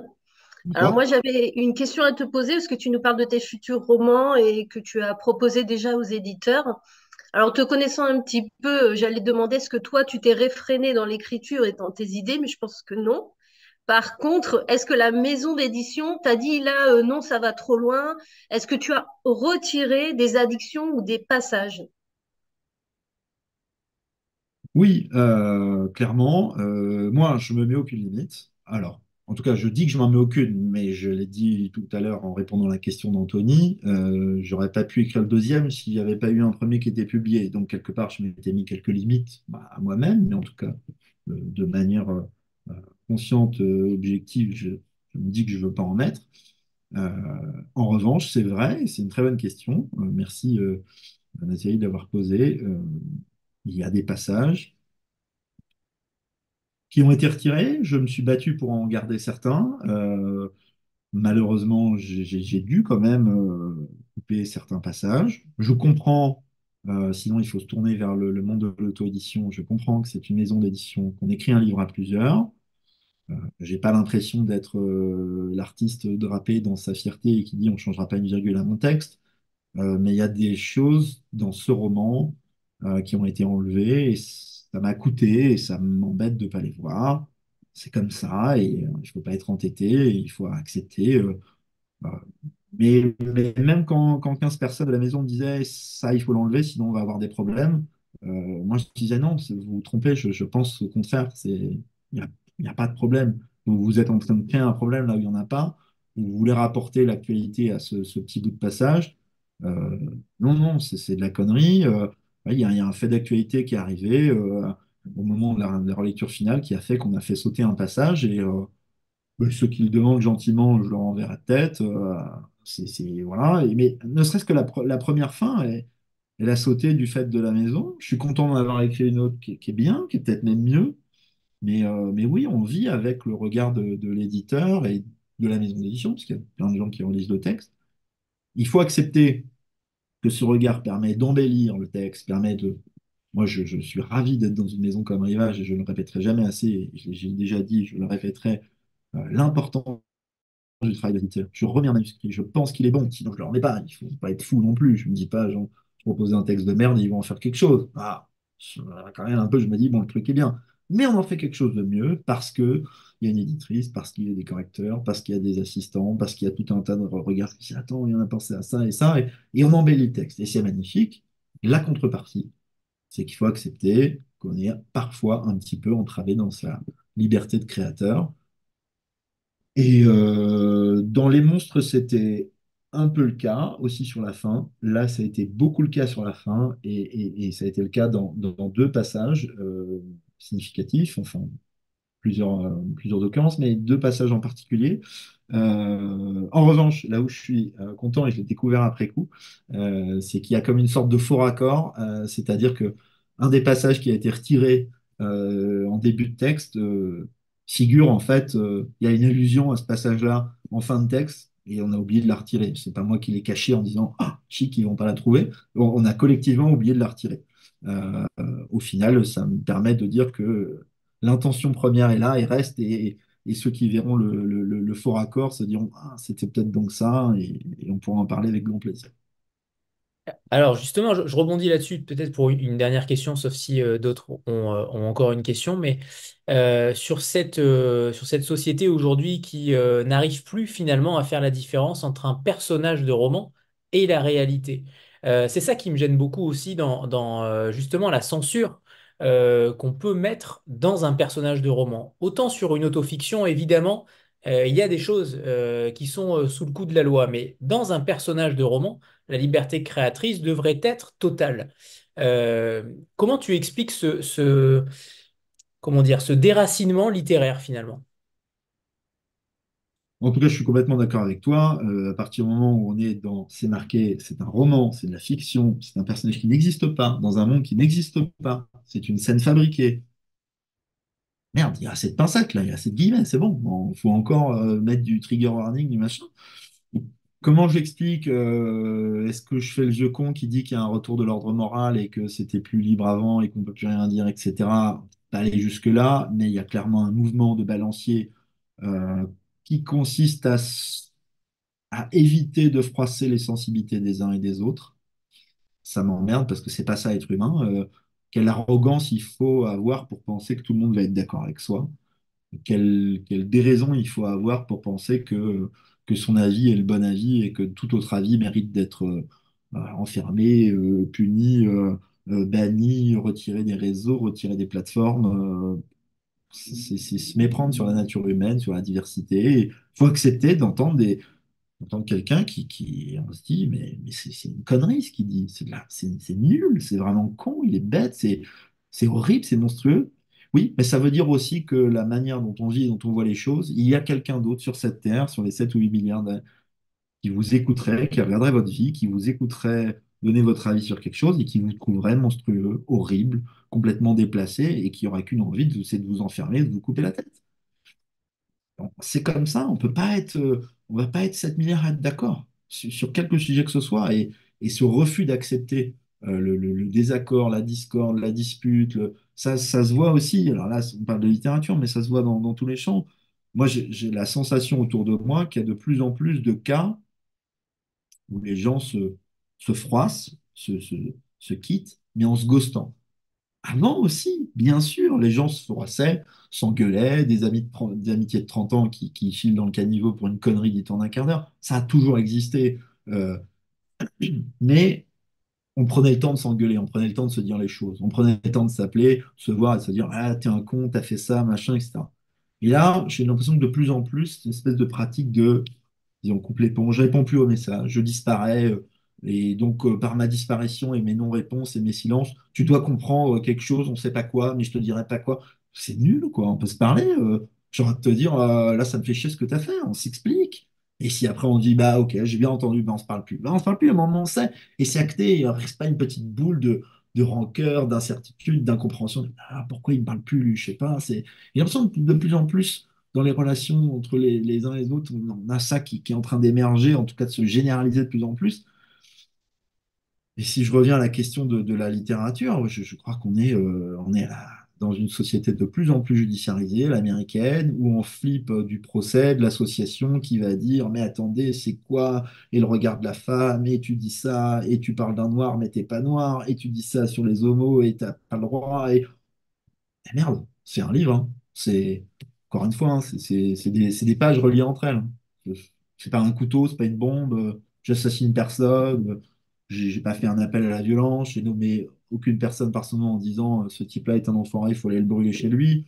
Sous le coup de la loi, il n'y a rien du tout. Et il n'y avait rien du tout dans les passages qui ont été enlevés. Et ça m'emmerde qu'on soit dans ce monde où on est de plus en plus à marcher sur les œufs, à dire ah ouais, attention, ceinture, bretelles, et parachute, capote, casque sur la tête, gilet de sauvetage. C'est ahurissant de conneries.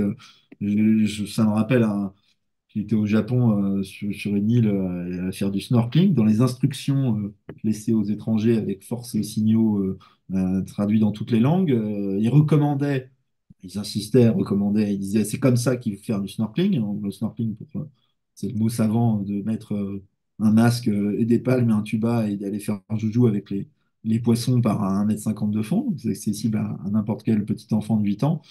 Euh, le snorkeling, selon cette brochure, ça devait se faire avec un gilet de sauvetage.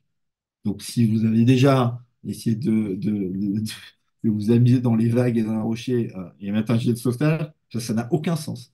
Et demain, peut-être, ça paraît absurde. Je ne sais pas, on peut s'imaginer que quelqu'un dira, je préfère marcher avec un casque dans la rue. Oui, il y a des objets qui tombent, il y a des gens, on va trouver des statistiques, il y a des pots de fleurs qui tombent des étages, il y a des marteaux qui tombent des échafaudages, il y a des gens qui sont blessés et qui meurent. Je ne veux pas revenir dans un monde où il y avait 14 000 morts sur la route, où on n'avait pas de ceinture, on roulait bourré, on baisait sans capote. C'est pas ce que je dis. Mais à trop s'enfermer, se protéger, à faire balader nos gamins, à prendre le vélo avec quatre petites roulettes, un casque, des coudières, des genouillères, non, il faut apprendre à tomber, il faut apprendre, c'est comme ça. Et quand on dit à une petite la semaine dernière, qui a 3 ans, ne touche pas le grille-pain, c'est chaud, ne touche pas le grille-pain, c'est chaud, 10 fois, les yeux dans les yeux, je me retourne et j'entends crier et je vois qu'elle a touché le grille-pain. C'est OK, c'est la vie, c'est comme ça. Et on a besoin de se brûler pour apprendre, on a besoin de tomber pour apprendre. On n'apprend pas à faire du vélo sans tomber. Ceux qui ont jamais chuté en vélo ne savent pas faire du vélo. Ceux qui ont jamais chuté en ski ne savent pas faire du ski. Ils sont pas à l'aise, ils sont pas bien. Il faut à un moment donné, il faut aller à la limite. Et quand on est à la limite, là, on tombe par terre, oui, ça arrive. C'est pas grave, on va s'en remettre de tomber de part. L'être humain est fait pour tomber de sa hauteur quand ça se passe bien. C'est fait pour ça. Si on Et- court à pleine vitesse dans un mur, on va pas mourir. C'est fait pour ça. Si on prend une moto à 150 à l'heure, il faut mettre un casque, c'est sûr. Alors, j'ai une dernière question parce que tu me lances sur des sujets qui m'intéressent beaucoup là. Ça suffit, Charles. Euh, OK. non, non, ce qui est intéressant, c'est que aujourd'hui, dans le monde, par exemple, du polar, du thriller, les personnages n'ont aucune limite. Aucune. Pourquoi il y a ce différentiel finalement avec la littérature blanche où on prend davantage de pincettes? Pourquoi on ne pourrait pas mettre un raciste dans un livre de littérature blanche et pourquoi on met en scène un serial killer qui arrache des têtes dans un thriller? La différence, elle est forte quand même, elle est impressionnante. Et on a l'impression que c'est deux poids, deux mesures selon la classification littéraire. Ouais, c'est vrai ce que tu dis.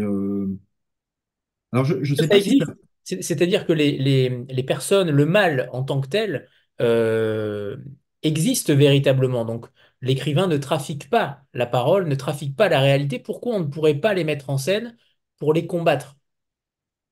Non, je suis complètement d'accord avec toi. Est-ce que la littérature blanche ne souffre pas d'une espèce d'obligation quelque part de coller au réel et il suffit d'écrire des histoires trop invraisemblables pour qu'un éditeur vous dise non, mais non, ça va trop loin, c'est n'importe quoi. Mais le n'importe quoi, il arrive tous les jours dans la vie, hein. Vous ouvrez les journaux, vous avez rien, c'est de la folie. On est un vrai fou, quoi. Et des vrais fous, il y en a. Et tu as raison, on a l'impression que quand c'est codifié, c'est OK. Il suffit de voir l'énorme déchirure mentale que subissent les jeunes femmes qui lisent de la romance et de la dark romance et de la new romance, à qui on répète tous les jours, et tant mieux, le consentement, mon corps, c'est non, le viol, les attouchements, le machin, et on n'est pas prêt d'avoir fini le message parce qu'on part de très loin, donc continuons, c'est très bien. Et dans le même temps, on est OK pour leur foutre entre les mains des bouquins. Bon, c'est parti, ça se tabasse, ça viole, ça déglingue. Bon, c'est bon, on a un petit trigger warning et on n'en parle plus. Et c'est les codes du genre, vous n'avez pas compris, c'est ça la new romance. Je sais pas, c'est de la connerie, sans doute, mais enfin, il y a un truc qui va pas quoi, dans l'exercice. Et je sais pas pourquoi il y a cette flip-là chez les éditeurs de littérature non. Genre, hein, pas au sens homme-femme, mais au sens polar, SF, machin, etc. Tout de suite, c'est oh, on n'a pas le droit, on va être attaqué, on a peur de quoi? Enfin, on a l'impression d'être revenu du temps Madame Bovary, quoi, le procès pour mœurs, quoi. Faut pas écrire ça dans un livre. Mais quoi, enfin, une bonne femme qui s'emmerde et qui s'imagine des histoires qui n'arrivent jamais? C'est si atroce que ça, on va mettre la société par terre avec un livre comme ça? Bah, ça va pas, là, il y a un truc qui déconne. Donc, je pensais qu'on en avait fini avec ça, mais je pense qu'il y a peut-être encore cette peur-là, quoi. Oh, c'est terrible. Alors, effectivement, le Maxime Chatham, lui, il a le droit. Il a le droit de découper. Il n'y a pas de souci. Bon, on est bien d'accord. On est raccord. Et on en discutera samedi avec grand Avec plaisir plaisir. pour la soirée Blitz. Moi, ça me dit. Vous serez pour nombreux présents. Charles, il est temps de te remercier. Merci comme toujours à chaque fois. C'est extrêmement vivant et dynamique avec toi. On s'ennuie jamais, que ce soit dans tes livres ou dans tes prestations et aux questions auxquelles tu réponds. Merci infiniment pour ta générosité et ce que tu nous donnes à chaque fois à lire et à écouter, surtout aussi. Merci Anthony, et j'insistais au début sur l'importance pour moi d'écrire quelque chose d'original et de se dire je ne veux pas que le lecteur ait entre les mains quelque chose qu'il ait déjà lu. Je crois que c'est ma manière d'écrire, mais peut-être ça reflète aussi ma manière d'être. Et je crois qu'il faut aspirer à cultiver son originalité et à ne pas marcher dans les pas de quelqu'un d'autre.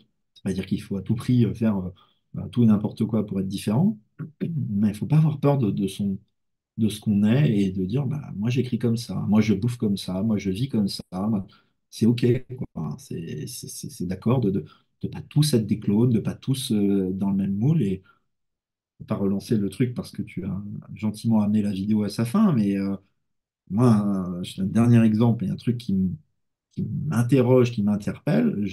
Comme tout le monde, j'ai été à l'école, j'ai été au collège, j'ai été au lycée. Et à cette époque-là, on appartenait, comment on peut les appeler, aux gothiques, aux skateurs, aux littéraires, aux matheux, aux gens du fond de la classe, aux intellos de devant, aux basketteurs, aux ceux qui font du foot. Il y a des petits clans, avec des manières de s'habiller, de parler un peu différentes. Moi, je vais à la sortie des collèges et des lycées aujourd'hui, je vois les mêmes gueules, les mêmes vêtements, les mêmes coupes de cheveux, les mêmes téléphones, les mêmes sacs. C'est fini, quoi. C'est l'uniformité et la panique chez les ados s'ils sentent qu'ils vont se mettre un pas de côté par rapport à ce rôle. J'entends, on a tous voulu être populaire, apprécié et être dans les... Mais il y avait plusieurs normes, il y avait plusieurs possibilités d'appartenir à un groupe. Aujourd'hui, j'ai l'impression alors que l'attendu, il n'y a plus qu'une seule manière d'être un être humain, d'être un ado, et donc après coup, d'être un adulte, et ça se ressent aussi dans le monde des adultes. Il y a une manière de penser, quoi. Bah non, non, non. Il n'y a pas une manière de penser, il n'y a pas qu'une manière d'écrire. Donc, soyez vous-même, écrivez ce que vous voulez, faites ce que vous voulez. C'est comme dans le 31, la vie, c'est pas un jeu, ça recommence pas à la fin. Donc, il n'y aura pas de deuxième chance. Voilà, Le combat continue. exactement. Merci à tous et puis à samedi pour ceux qui seront là et à plus tard pour ceux qu'on retrouvera plus tard avec grand plaisir. À bientôt tout le monde, à samedi. Au revoir à tous et merci pour cette rencontre. Au Merci revoir. Anthony.